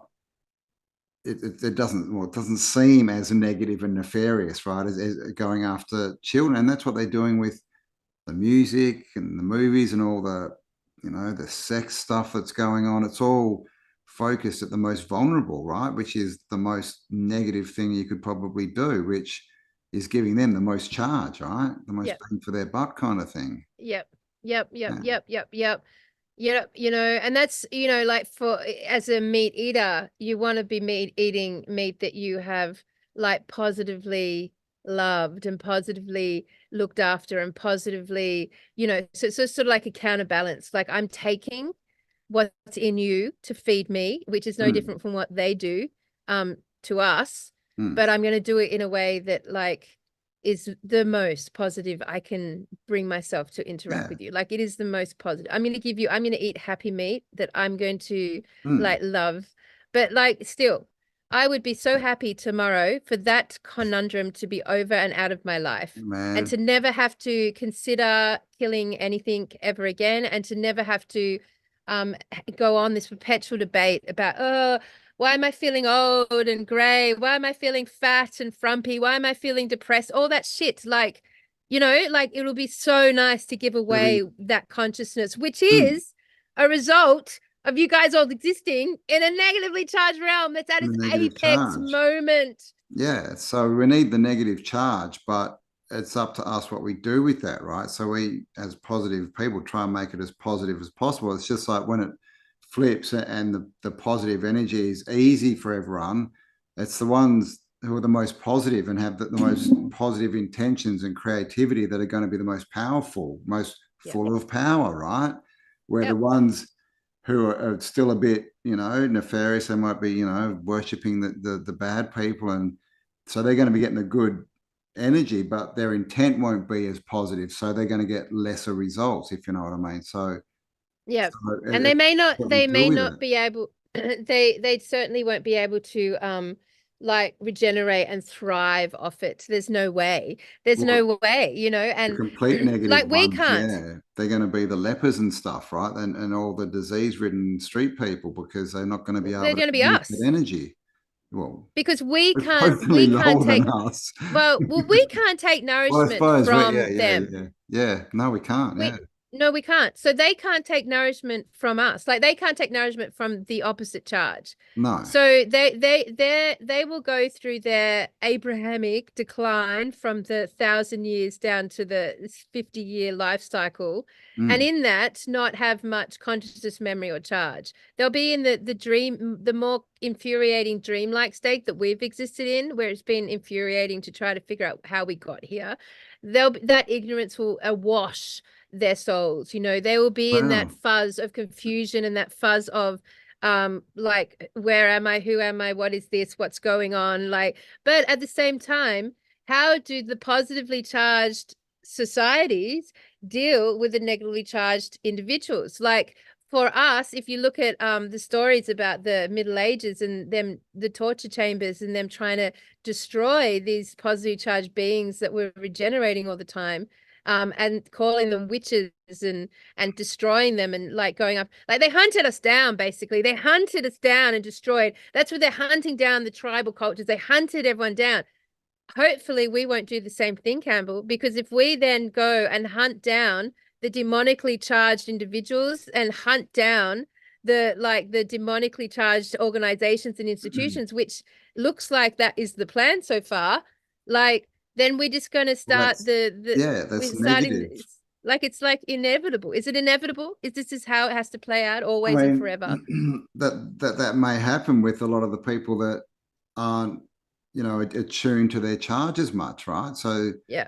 they can still, because there's still going to be negative energy around. It just won't be the dominating energy, right? So it's going to be a lot harder for them Yeah. to get things done. But it doesn't mean, it's not like all evil and bad is going to disappear. You're still going to have those people trying to do those things and use that energy, but like you said, they're going to be us. They're going to have a much harder time, and they're going to have to deal with, the negative thoughts and the disease of their body and all this other kind of stuff. Where the most positive And people, the that'll collapse just of the ego, the shattering of the oh, personality, the fragmentation of the personality. And isn't it interesting that we saw in the last 10 years this whole new consciousness around narcissism, like that came up I was really talking about that, strongly? yeah, last night. Yeah. Suddenly, everyone's a Yep. narcissist, right? Yep. Yep. It is so came out so strongly. Why? What? It's like, why? Is this that's an interesting thing. And like that negatively charged reality, it's like got nowhere to go when the charge changes, but it still exists. Yeah, So the existence of it has to play out. Like we had nowhere to go. We still exist. We're still here. We had to survive it. And that potentially, I'm hoping, because I this is what I haven't got to in my understanding yet. What happens then? So if you go, like, obviously I cannot settle on the idea that we're in this like cyclic oscillating experience that has no end, that we literally will go from positive to negative to negative to positive and negative, like perpetually and endlessly, because it's this realm. I have to believe that somewhere in there is an explanation of like exiting that experience, like evolving through that experience, like not being a part of that that process, like perpetually and forever. I can't comprehend that that is it, yeah, no, you know.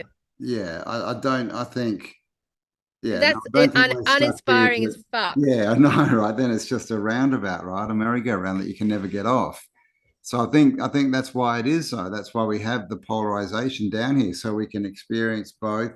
We can make a choice of which way we want to go, put our energy into that, and once we've mastered that, then I think we kind of exit the system and go on to level two or whatever's next, right? But I think this is the realm of the positive negatives, deciding who you're going to be, right? How are you going to be? You're going to be positive, you're going to be negative. What are you going to align to? And once you've sorted that out and lived in your power and experienced that, well, it kind of seems like that's the end of the experience, right? Because what, from our perspective at least, what would be the point of redoing it? Like you finally, you get to Well, the I mean, apex, and yes, it's all working. I was right. I stayed positive. Woohoo!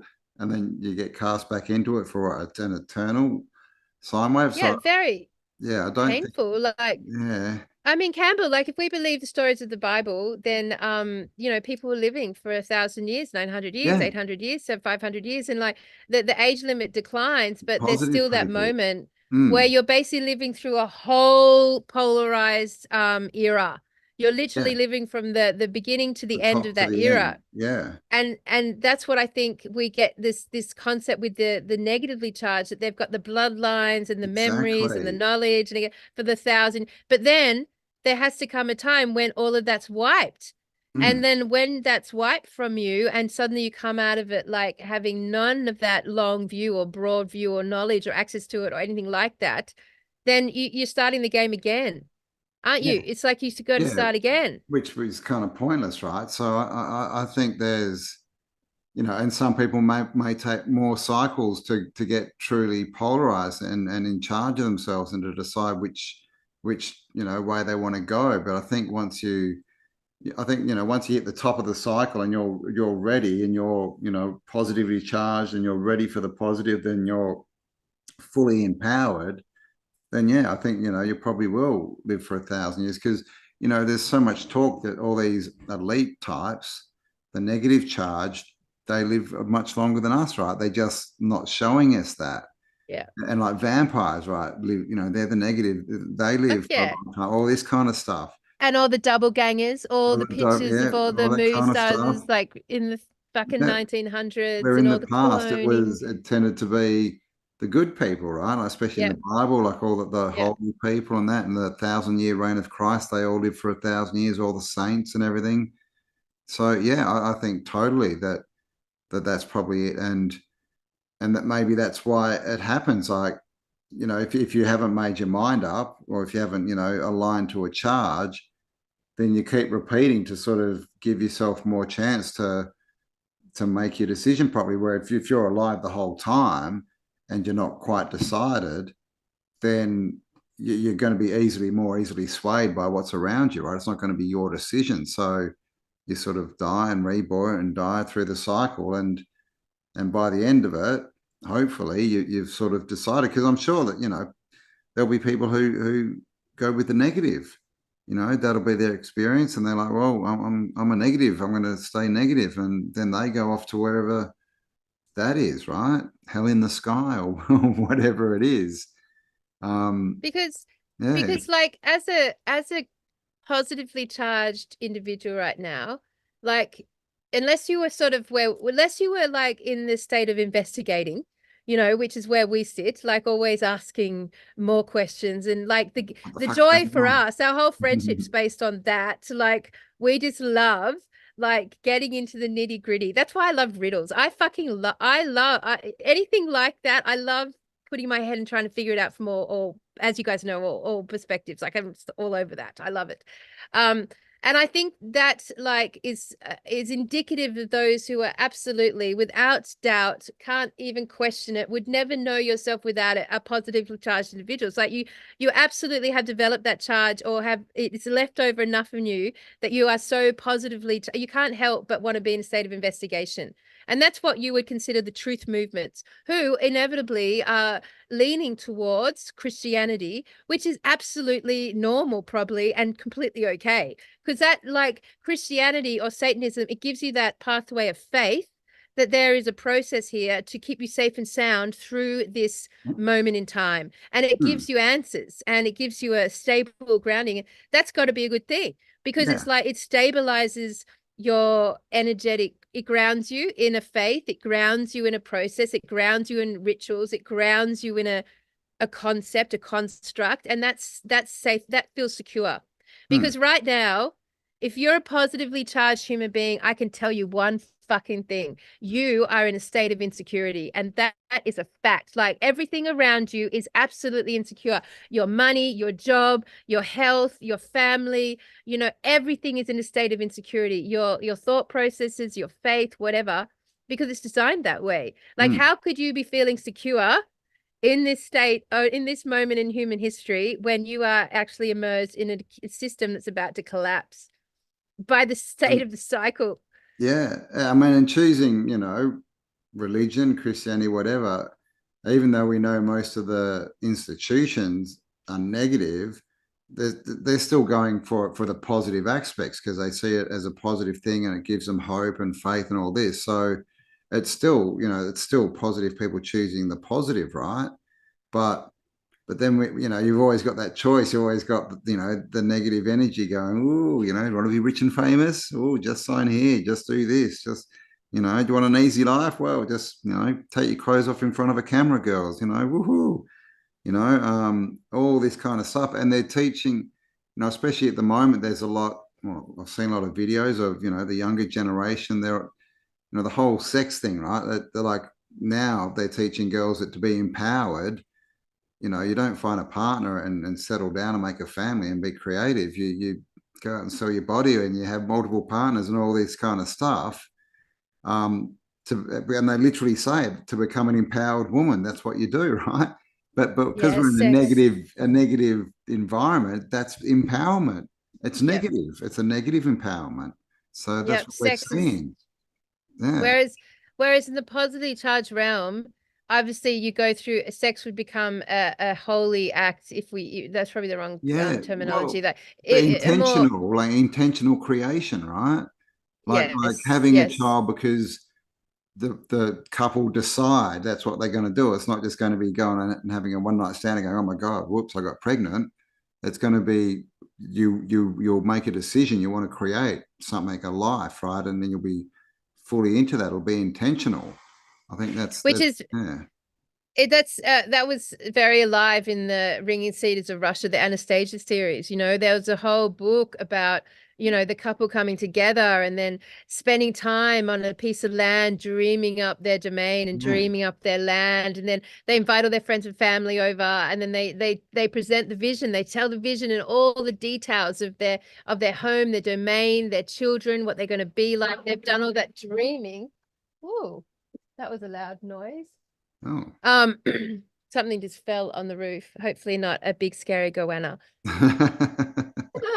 But like you're in the state of like intentional creation. I totally agree. And from that perspective, then in the Anastasia books, or then you go through the coupling, like once you've dreamed up the children and dreamed it, then you go through the actual like physical creation, Mm. that coupling creation, and then everyone comes back together, and your wedding is actually people bringing to your wedding day all the objects and items that make Oh up the yeah. parts of your domain.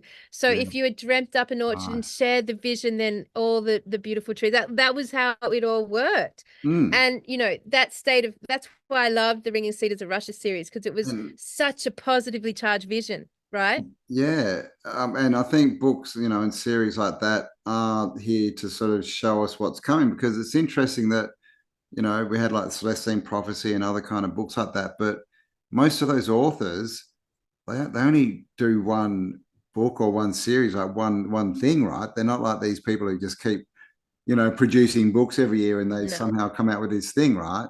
So it's like that's kind of validation that something better is coming, but it's the ones who jump on the bandwagon and try and reproduce that, and they're not doing it creatively. They're the negative ones, right? And they're normally the ones that sell more books, right? Because it's easier for them in this time. But because most people haven't, even though in our circles it seems like most people have heard of these books, in the wider world, Yeah. they don't sell as much as what's that guy Dan whatever who wrote the book with the Tom Hanks movie about, and all these big sellers like Grisham and that, they're all like murder mysteries and they're all about deceit and killing people, and then they sell millions and millions of books. Yeah, every You know, TV series, every yeah, movie is and then all they get about turned that. into but when someone It's comes out all gross. with Celestine Prophecy, even though it'll make a hit through the positive charged community, Yeah, the wider world absolutely. never see it, never know it's happening. Absolutely. So I Absolutely. think they're Yep. literally telling us this is coming, this is how it's going to be, and they're just so that we're ready for it, right? We've got all this stuff in our heads, so that when it happens, we've got some idea of what to do with this newfound power. You Now know, it's going to be interesting, Campbell, with the animal kingdom when they flip from a negatively charged polarization to a positive. Like you've got this whole, like, for example, what happens to snakes? Now, snakes are characteristically like not that exciting to live around. Like, I don't like snakes. I don't have anything against the concept of if snakes didn't bite and kill you, if they weren't venomous and could like actually kill you, which already makes you feel scared of them, and they're slithering around in the dark corners of the world and they're slithering around on the ground, so you never know when they're there, and they're fucking just freaky as a concept. These slithery little beings that slither around on the floor and can bite you at any moment. Like an entity like that. I remember a long time ago, Ramtha talking about snakes when this wasn't his language, but when, we flipped into this positively charged realm, the snakes of the world, the venomous creatures of the world would have to make a decision, and instantly they would have to polarize. So if they did not polarize over to a positively charged life form that was there to give life and emit positive energy, then they had no place in the new experience. That they would certainly instantly become extinct. I think all the bugs, all the swarming insects are going to go. Like, because we sit Mosquitoes. there and it's like, yeah, what's the point of a mosquito? What's the point of a Well, wasp? they're chocolate, What's but yes. what's the point of all these things? Because all they really do is destroy things, right? They could spread Cane disease, they suck toads. our blood, they destroy the food and the fruit and all this kind of stuff. But yeah, I don't think there's going to be any room for them in a positively charged realm. And it's like in a lot of the old art, you see people hanging out with lions, right? It's like, Ah, what goes on there? Like, do they suddenly decide, are they eating fruit or something suddenly? Like, Yeah, you know, because I think like the lion, conceptually, I would say anyone who's positively charged would have, if they were tuning into the lion, they would feel a great being. Like they don't feel like this scary savage that's going to just, they no, don't. They feel this they're reverence for regal. this beautiful, Mm, regal, majestic being, and same with the whales. But when it comes to sharks, however, I don't think anyone positively charged would ever think that of a shark. They would right. think, I don't know if you. I don't think I'm going to choose to have you a my reality, dude. Like, and there's then like fucking spiders and mosquitoes who are the chocolate story is a bit of a if you. But like the point is that I feel like the animals will also be nourished by the positively, probably Well, the energy. quicker and more easier the energy. So they would Good stop point. needing to have this sort of, yeah, hunting prey, venomous, blah, blah, blah, blah, blah. Which would then take us back to the times, of course, of all those beautiful images where human beings lived in beautiful harmony with the animal kingdom, and they could speak to each other and they Yeah. could interact with each other. And, the animals would help you raise your children. And like that whole relationship is completely, ultimately, what we crave to see in the world, and like never fucking see it. All we ever see is the torment of our beautiful natural kingdom. Mm. Yeah. It is, man. I mean, and it's always, those regal creatures that tend to get hunted, like the whales and like the African safaris where they go out and they kill the lions and this kind of stuff. It's like they seem to be the top of the animal world, if you want, and they're the most attacked, right? Like, I mean, they don't go and hunt snakes, do they? They go in and fucking go on safaris to hunt the snakes of the world, exactly. or No, you like don't the see tarantula. bug hunters or mosquito hunters, but yeah, or spider hunters or any of this kind of stuff. It's all the animals, and we're like, oh my god, how can you do that? To this So, amazing being. so anything with the hive mind energetic Yeah, is a negatively exactly. charged pole. It's negative. It just feels negatively charged. It Yeah. does. It's like it fully does. That swarming, as you said, the swarming, the Mm. hive, all Well, negatively it's charged, non-creativity, isn't it? which The brings you, hive mind. yes. And Mm. like, if I was to look at this, if I was, and I did this the other day, I hyperanalyze me through the last 46 years. And I was like, what times did I say that I was the most attuned to a positively charged, nourishing experience? And hands down, it was always when I was in a state of creation, Yeah, always creativity, when I was in a state of creativity. So for me, that came out with painting or, with us building or whatever the action. And I love being in that live music environment. That sort of human creativity is the closest I know of the vibration of a positive charge. And then, of course, love, totally. love Yeah. and love and love with your family and your Mm. partner and your children. Um, Which but is apart from ultimately that, a form of creativity, really, when you think about it. Yeah. You love something or someone because you want to help them create something better, or you love what they've created, isn't it? Like that's kind of the underlying thing. It's hard. You can't love someone for what they don't do. Yeah. Like, you know. Yep. That's right. So I think maybe the place where the faith comes into it, and maybe the biblical analogy is like it's a leftover helping hand. It's a leftover, you know, point of focus that The you could sort of like guidance. that can help you cruise through this, help you. It's like it's like a lifeboat. It's like a lifeboat, Yeah. like, and I think for those who aren't enjoying, say, their own personal creativity, having faith in something brings out your creativity as well. It brings out your natural desire to be in service. Literally in the Christian religion, you're doing services all the time. You Yeah, literally yeah, you go service. to Nice. services. Yeah, good point. It's the whole thing is about being in service to Mm, your God, to creator, to the community, to others, to humanity. It's a service, service, service. So I think that it provides a lifeboat and it, like, helps you get through this time without even fully understanding what it is that's working about that. I mm, think that's what it does. yeah. Which means that you can get through this time without that, and you're not going to be condemned to hell. Like, you can get through without that lifeboat because you're not reaching for the lifeboat. Like in Mm, our case, we're reaching for the knowledge or the understanding or the solution to the riddle. That's our lifeboat. It's the mm. truth seeking. It's Yeah. like, let's solve this fucking riddle and be The done with rescue being created. Yeah, yeah. And that's ultimately what heaven and hell is, right? If you stick to the good energy, then you're one of the ones who is powerful in the positive timeline. Where if you're not, and you worship destruction and all this, then you have a really hard time in the positive, and you thrive in the negative. But we would look at everything from the perspective of being in the negative charge, right? So I think that's it. Like the next cycle, the evil ones are going to have a really hard time, right? They're going to go through hell. Where the positive ones, Mm. they're going to go through heaven because it's all going to be easy and nice. Except we're going to realize that heaven's actually the earth, and that Yeah. that hell's actually space.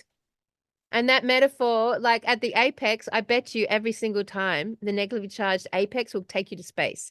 Every single time we would have got to a point in our understanding and technology that it's all about space. Oh, wait, I bet you the alien and space agenda comes in every fucking pole shift. Mm, And equally, like the return to Gaia, the regeneration of the earth, the indigenous leaders rising, the finding your source from the organic, all of that will like always come into place as well. mm. Like, it's just the same game. And I wonder, Campbell, if we have literally, you and I personally have only done one round of this. Like always, I've always thought, oh my God, I've been here for 1,000 million trillion lifetimes. I can't believe I'm still, I've always felt like this really long timeline. But maybe we've just been from the apex of we've just done one sine Yeah. wave. Maybe we've just Just completed through one. the negative. Yeah. I mean, we've had a lot of lifetimes in there because they're shortened. And yeah, then, we've stayed our course to the positive. So we get empowered and we experience that. And then we've kind of done it, right? Whereas if you're wishy-washy and you're not sure and you're worshiping, people outside you and all this, then it'll probably be a lot longer, right? Because you won't be as empowered in the positive, and you're going to have to. So your lifespan probably won't be as elongated, and all this kind of stuff, and they'll just go around until they can get their shit together, man. And like, it's so interesting because I was chatting to Cass about this, right? Yeah. And it was interesting because like there's an instinct to want to, once the positively charged individuals are back in charge, there'd be an instinct to want to get rid of any possibility of this happening again. Like, to get rid of the negatively charged organizations, individuals, situations, and so that so we can never go through this satanic bullshit ever again, right?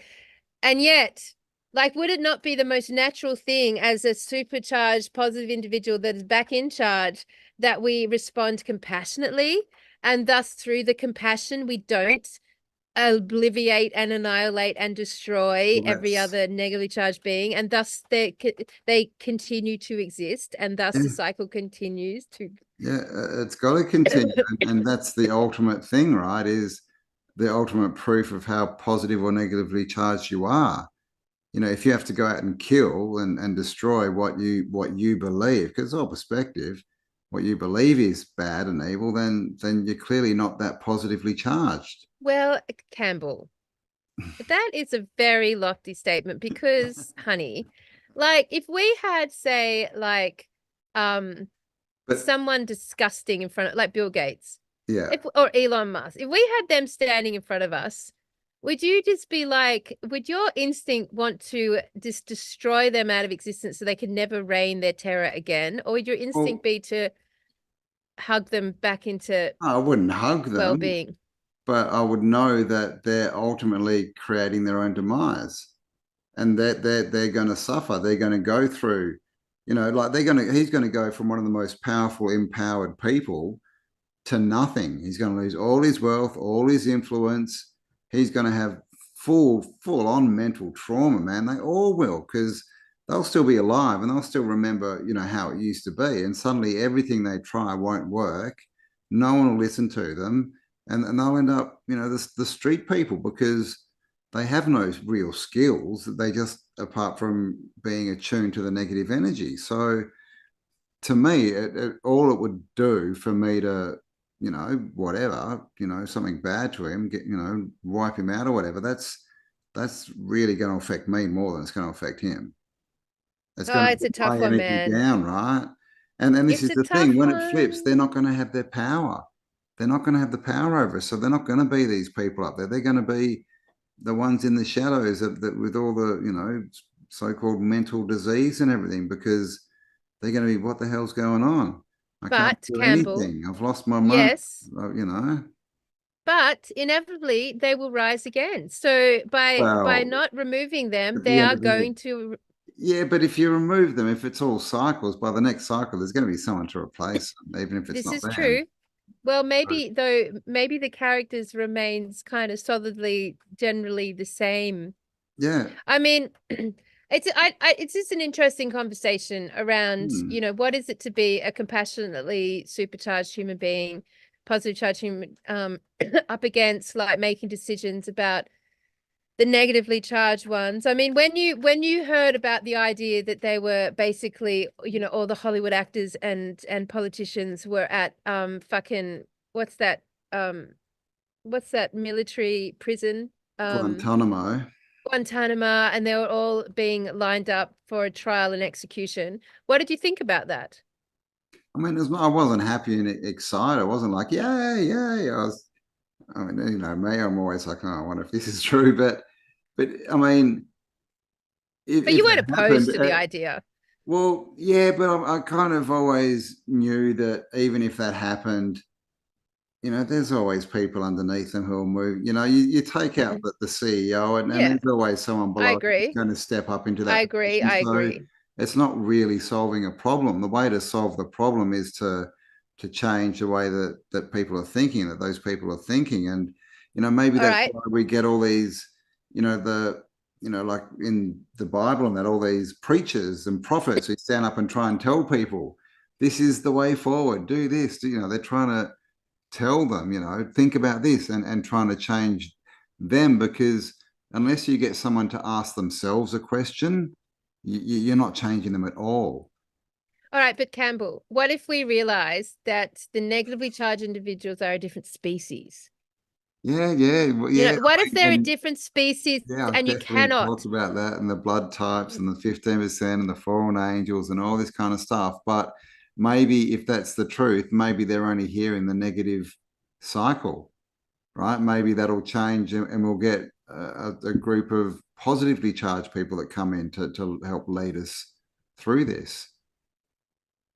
But ultimately, killing someone because they're evil or do evil things, and again, it's perspective. I mean, to a point, I guess, but like I just see that as you've then turned evil yourself.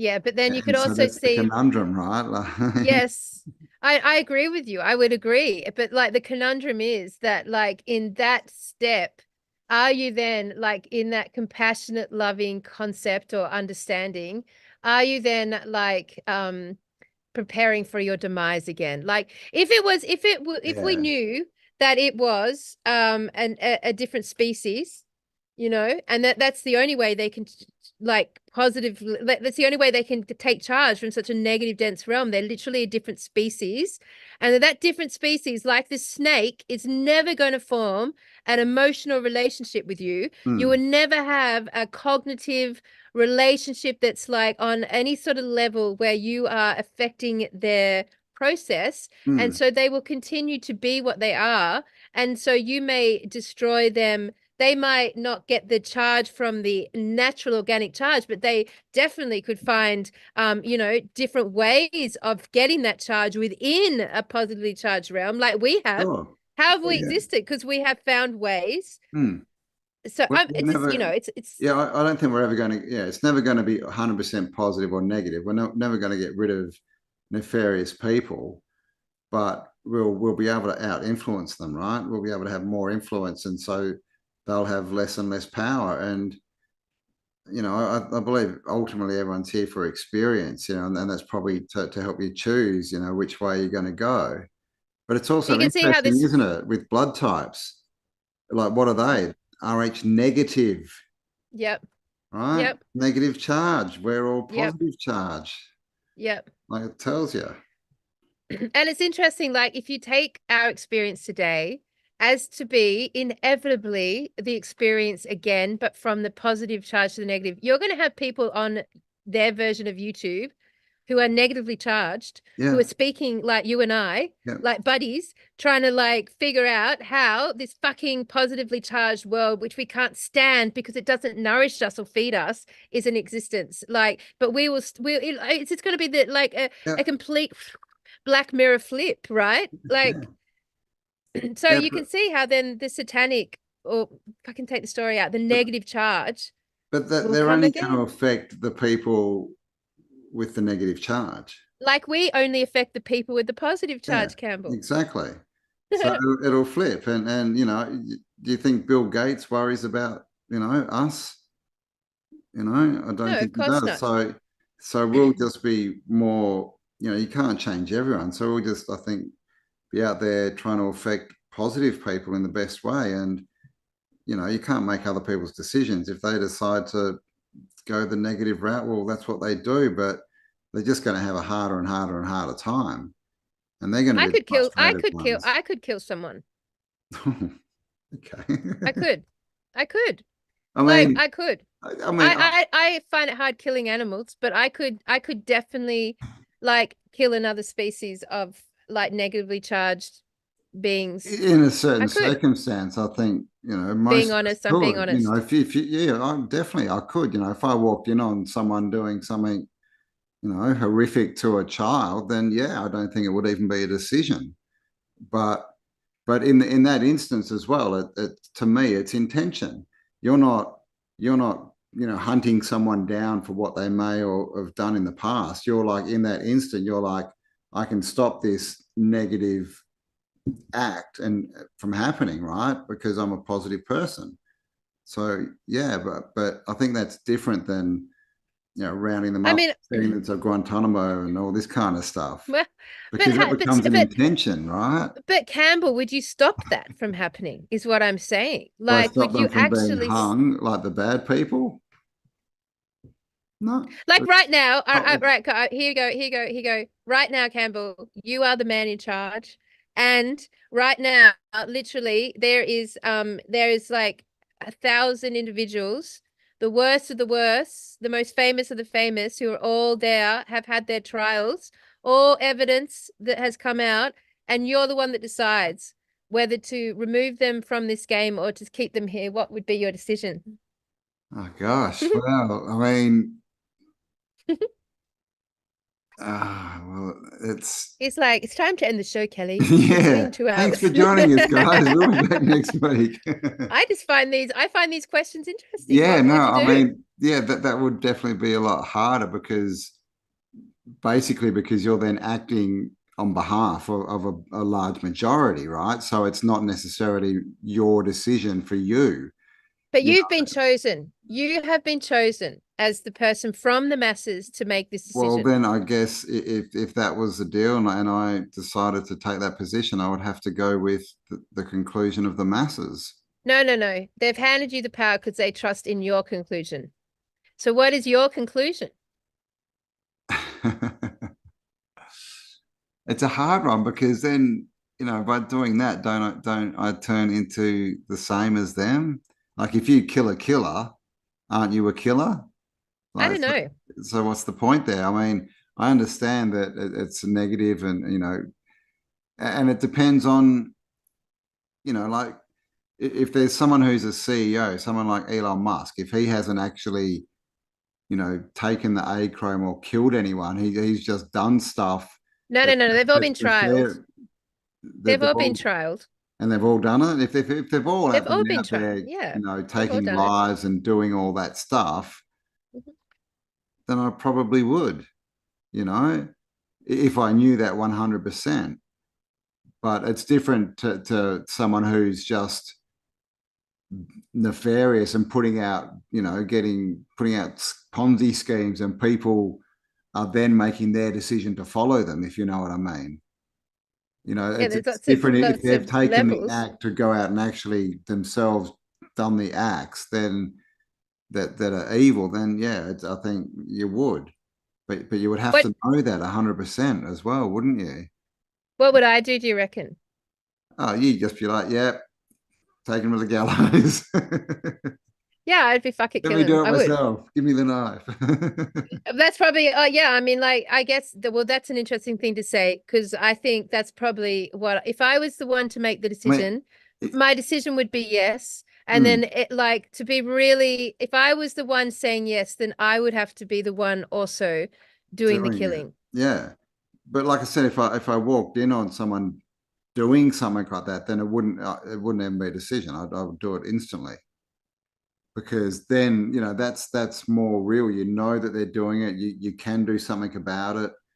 Um, but it's yeah, it sort of becomes a different question slightly when they're all lined up but the same thing if you've got if you've seen video footage and it's all 100% real and they have got out there, then yeah, I mean I would because then it's you're doing it because to me it's all intention. So if you're doing it for the greater good to help people and to stop bad things happening to them, then it's a good act, right? Yeah, because I mean the reason I thought about all I this mean, is because it's you'd like the even thing about Jesus flipped over the money changers' tables, right? And yelled at the Pharisees and all this. ooh, did Jesus yell and flip over a table, Campbell? Yeah, It was man. fucking Jesus wasn't he yelled this. fucking. Apparently, he wasn't. He's not the Hey, no, dirty I've old fucking flying yelled and flipped fiddle. over tables before. Yeah. Friggin' like yellow. Didn't take much. Um, yeah, I mean, I just think it's an interesting concept because obviously the thing about the positively charged stories is that you do move into a place of ultimate compassion and ultimate like you're highly sensitively attuned to like well-being and that sort of stuff. Hmm. Because I think the reason I thought it was an interesting question because I believe that the gray area that we're going to enter. So when we flip over at the apex, I think that you're going to have a new moral compass. There's going to have to be an evolution of your moral compass. And I just don't think it's as black and white as like you kill if you're in the negative or you don't ever kill if you're in the No, yeah, yeah, positive. for But sure. Yeah. that's very simplistic So yeah, modality. can you kill in a good, energy? I guess is a question. Can you be positive and still do something negative? But But I then mean, it's Campbell, perceived. Is it negative if you're taking out the negative? I mean, they're very big questions, aren't they? I mean, if I Yeah, had because the game 100% proof, then I would. But from my perspective now, we have all these stories and they're all doing this, but I don't know 100% that all of them are doing that. But I guess if I did, especially if you saw a video, right, then that you'd just be like, oh my, no, this can't exist. You're just that's too evil. You got to go for sure. But if it's made on a and decision of, oh well, they were doing this and apparently blah blah blah, then it becomes harder. But well, then the game continues either way, because that's the well, paradox. it's That's gonna the it's gonna continue paradox. anyway, as far as I'm concerned. That's It's just right. the Because only if question you, is, are we going to be here for it, or are we going to go to level two, right? Or I level mean, because 42? like the paradox is if you let them live and you enact compassion, like then they Yeah, live and the game starts again. And if you just don't let them live and take their life and remove them, then they live and the game starts again because you've done it. So you're the one that has to like go. It's just like it's a perfect, inevitable, inescapable cyclic that will maybe come that's it. again. Maybe we get so good that we create, commit acts of evil, and we come back as the negative ones, right? And then we go through that, and then we come back as we go, oh my God, I've done so much bad stuff, and become positive. And let's Because hope that's not what happens, but who knows? I mean, when I say like at some point the activation has to come that like we get a choice of like leaving this cyclic experience. Like, so if I look at sort of our energy bodies, like the chakra system or the energy bodies, that whole place that we exist right now is survival, sex, the second Yeah, lowest, and then the mid range, which is victim tyrant, the victim tyrant player, which is basically the fragmentation of our personalities. yeah, We oscillate between the victim and the tyrant all the time, right? So yeah, when I ask you this moral paradox, like you're basically trying to figure out if you're going to be the victim or the tyrant. Like it's like that yeah. sort of paradox, right? Basically, yeah, Yeah. So like if we take it up, so if we get charged and supercharged, and then that naturally floods our system. So we're moving up through all of the higher, like chakra, the highest seals, the high energetic points in our system, yeah, then like is it that maybe we don't exit the game, but we have a speedier vibrational output? So then our perception of reality is broadened. Like if we're like, whereas with a negatively charged energetic, we're going yeah, down into so yeah, the root chakra is, magnified, that yeah, sexual magnification. yeah, yeah. And I guess, you could say that ultimately, that's a negative thing to think that if you take out evil, that something negative will happen to you, right? That's kind Yeah. of a negative charge, right? So yeah, will we get a bigger perspective where we see that, you know, that's it? Maybe it'll be like, that's what you were supposed to be doing for the last cycle. What have you been doing? Get out there and get them. Um, but from where I am now, then I mean, definitely, like, we all know, like if we walked in on someone trying to murder or worse, one of our friends or family or anyone, there wouldn't be any thought at all. You'd just pick up the nearest thing and smack them in the head, and keep smacking until they stop moving. Right? That I mean, that's it. But I mean, Yep. yeah, the question is: Yep. is that a negative or a positive thing, a good or a bad thing? And I think stopping evil is ultimately good, but you don't want to stop perceived evil or go hunting people down because what they do is not what you perceive as good. I think, but but it's a hard one, right? I mean, I got we another all eat question. meat, right? So should the animals come and kill us? Would you, if given the choice, remove every venomous living being Like, from this realm? Or keep them all here? like all the snakes and spiders, you mean, Yep. and stuff. Anything that's venomous, anything that could, anything.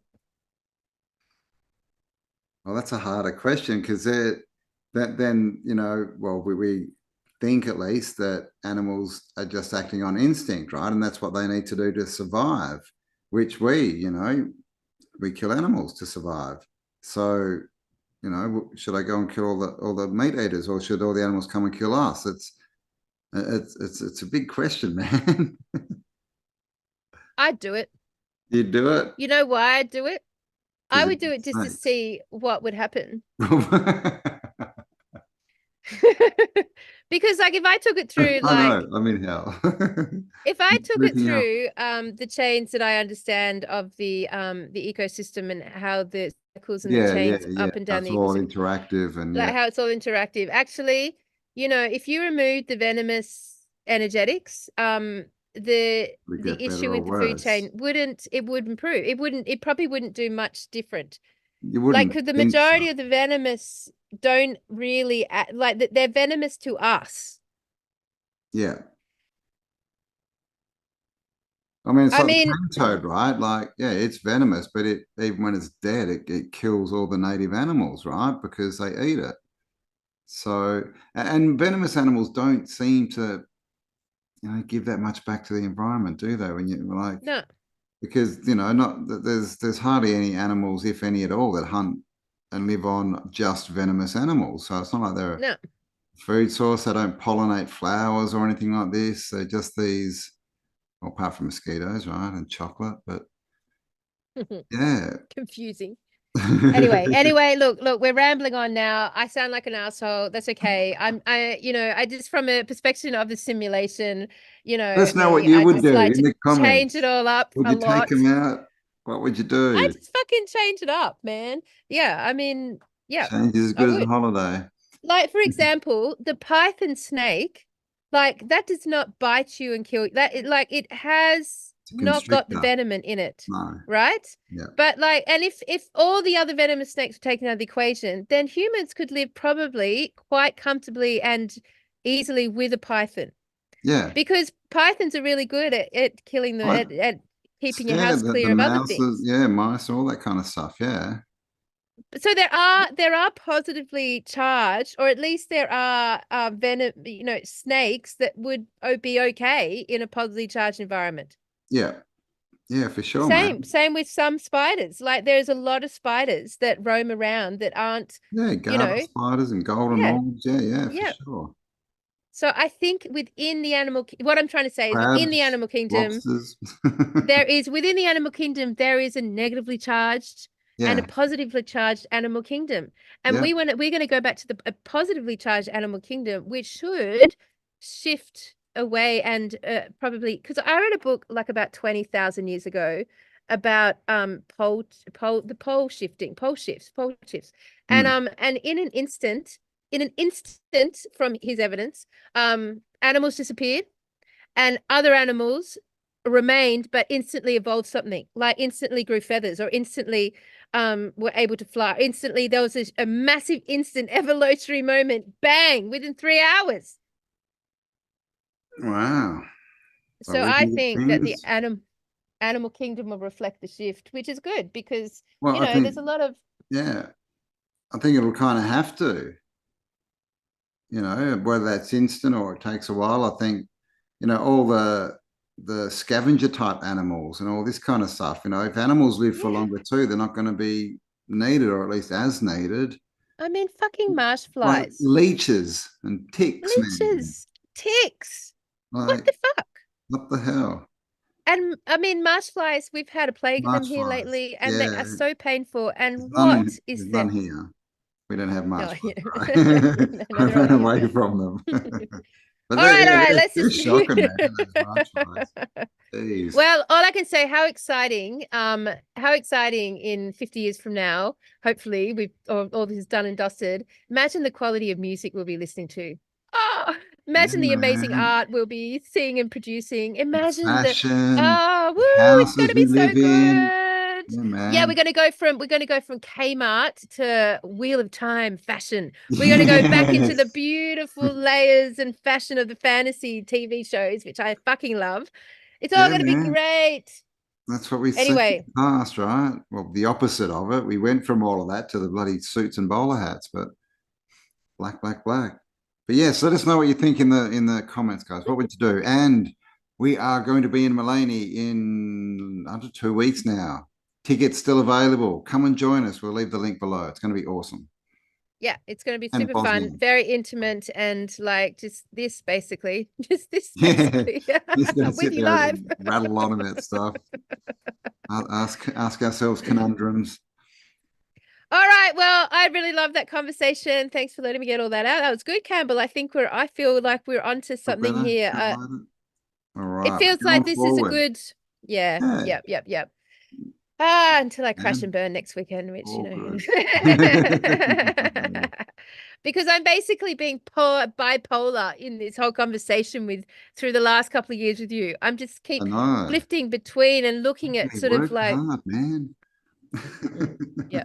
All right, Campbell and I are going to take my sad sob story to Mullaney on the Sunshine Coast for our next live event. It is going to be on the 15th and 16th of March this year. It's our first live event for the year. But this time round, we're going to do some cool thing that we've been wanting to do for ages, which is to make it a camp out. So we're not doing the massive theater production. We're going to be actually hosting and inviting you guys to come camping with us for 2 nights in Mullaney. And I'm pretty excited about this, okay? Like, so this is fun. This is us having fun within this unfun situation we're in. Campbell's like, yes, she's found an example. Good, keep going, Jonesy. Don't get distracted. To me, this is going to be fun because we're inviting anyone to come up who wants to come with their van, come in a car, bring their tent, and come camping with us. We're just going to do it for 2 nights. On Friday night, we're going to all arrive and begin the ceremony, if you like, at 6 o'clock Friday night. And Yeah, it's going to yeah. be cool, We're going to man. have fun and games. If you're a musician and you've got an acoustic instrument, please bring it along. Probably no trumpets or anything like that. You know, it is a public space, But I don't care. You can bring a but we don't trumpet if you care. want. I'm down with You know, that. we just might Because be able to save you, but it's all bring just them a up. theatre show, It's man. a It's theatre just a show. theatre We're show. gonna have a little place where we all meet each other and have a bit of a chat, story time, show and tell. It's going to be like being in year one again. It's going to be It fun is. before this But stuff got into our heads. don't undersell the space. So what we're going to do, and this I'm excited about, because obviously we're going to drive down, which means we can sort this out before the actual event, but we're going to create a space. We're going to create a cool space at the showground. So there'll be a space in the showground where everyone can camp out in tent and van, whatever. So in amongst that, that's a cool thing to do anyway. Because when people gather in showgrounds and camping, it's fun. You create like a little mini festival just by turning up. But we'll create a beautiful sacred space. We'll get out the fairy lights. We'll set up some areas where we can all gather basically on the Friday and Saturday night. And on that Friday night, magically under the stars, we're going to have some really good bonding fun throughout the night with a few excellent games that we've concocted and just some hanging out time. We're inviting everyone who's coming to bring I see I've got this vision of like 50 cakes turning up, which would be really fun. JC gifted me a beautiful amount of sacred cacao. So we're going to have a really big communal cacao ceremony going on. We're going to open up the space properly. Then we're going to play some really cool, fun things, games to hang out together. So it's a really nice opportunity to be with your peers who are also agonizing about these exact questions and actually get to know each other. Do a bit of a round of, I've been pushing around a speed dating, Campbell. I think that's a really Mating, fun. He calls it speed dating, mating because we mating, just aim, dating, yeah. We're just aiming at becoming mates, lovers, right? We all nuns, want to mates, become mates. mates. It is But Australia. fun. Yeah, We're yeah. gonna have Yep. So staying at the camp, the showgrounds, and then we're going to put a show on the next day. We'll wake up and have a breakfast thing together, and then an actual show. Weird World updates. We'll be doing a bit of history on Australia and a bit of a Q&A, much more interactive and casual than our bigger events. So we want everyone to sort of get in and be able to ask questions, be able to give their perspectives and things. And then we get to hang out again on Saturday night. So it's going to be an event, man. It's going to be a weekend. It's going to be cool. yeah. Yeah, you'll be sick of us by the end of Yeah, it. You'll you'll be be like, like, I'm that's it. leaving. All right, Get I'm out of feeling here. fulfilled. I can Right. walk Look at away that. from She's Tartaria, Australia. smiling. Right. But yeah, so basically it's $30 a night for the camping. The tickets are $70, and that doesn't include the camping. That has to be paid separately to the showground. But you're invited to come up Friday and Saturday night, camp out with us. If you're flying in or you want to stay in a more upgraded scenario, there are a few Airbnbs, etc., in Mullaney, and then outwards towards the larger towns around Mullaney. So there's definitely areas to stay, but accommodation isn't massive in that area. So we are really encouraging people to come and have the camping experience with us.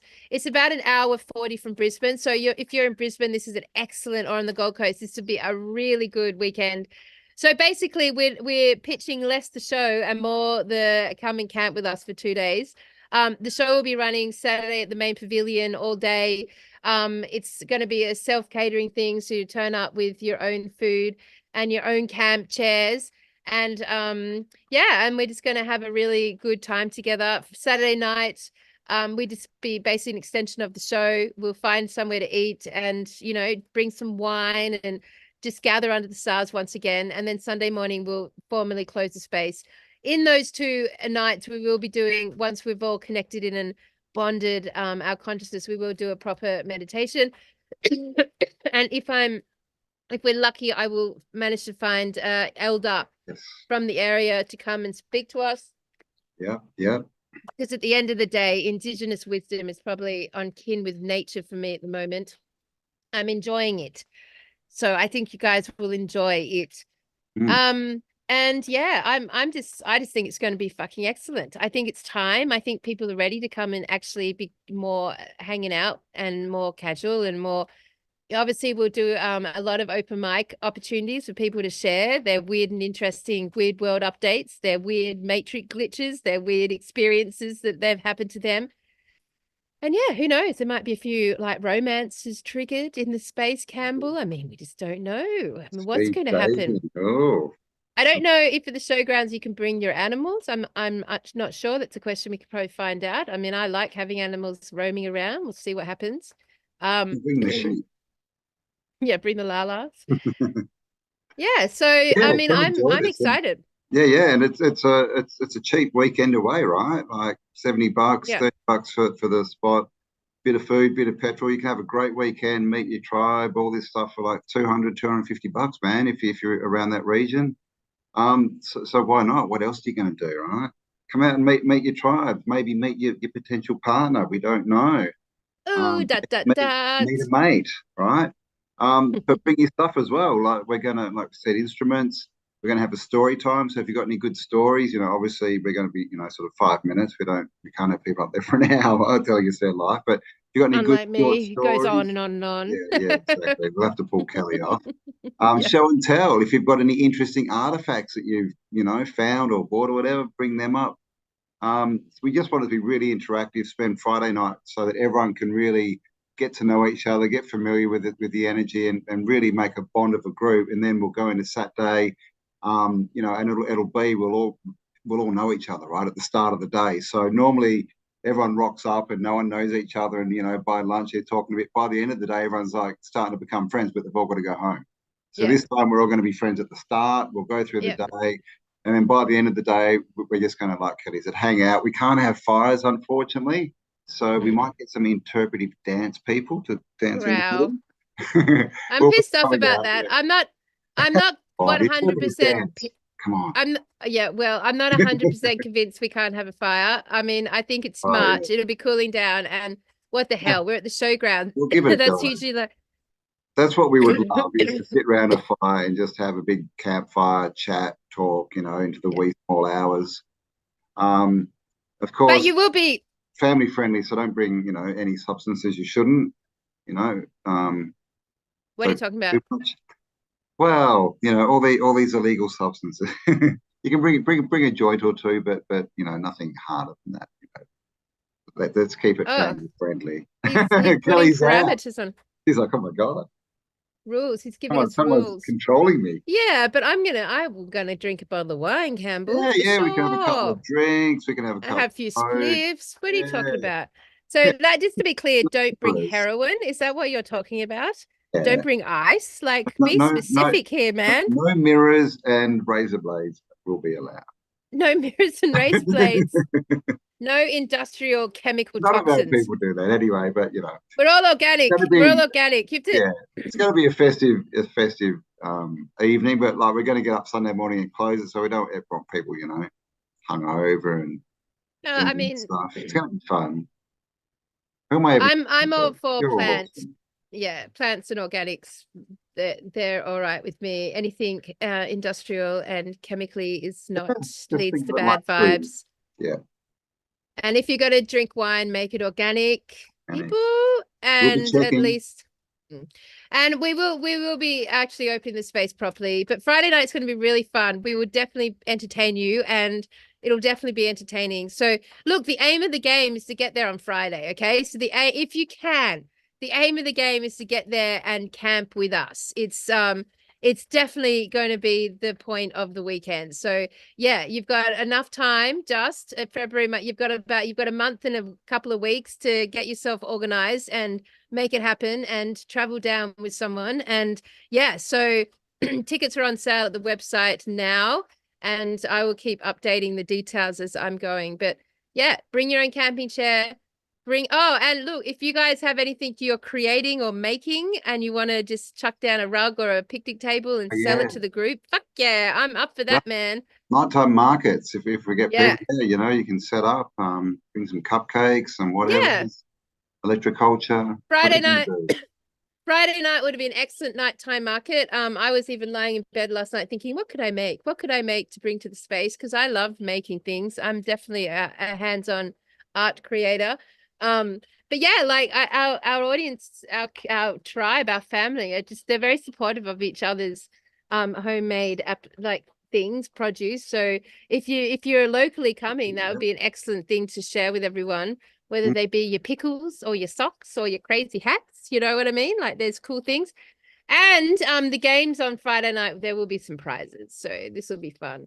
There you go. We were also thinking, if you want to just bring a plate or some nibbles or some nibbles and a cake, Definitely. sweets, then we can just have a big, like Friday night. what do they call it? Communal eating thing. Yeah, yeah, yeah. We'll Just bring just share plates and we'll get some sandwiches in and we'll just have tables with food on that way. We can just sandwiches. have finger food and that way we can chat to each other rather than all sitting down with a plate on our knees, whatever, and I think there's a interact and kitchen. mingle.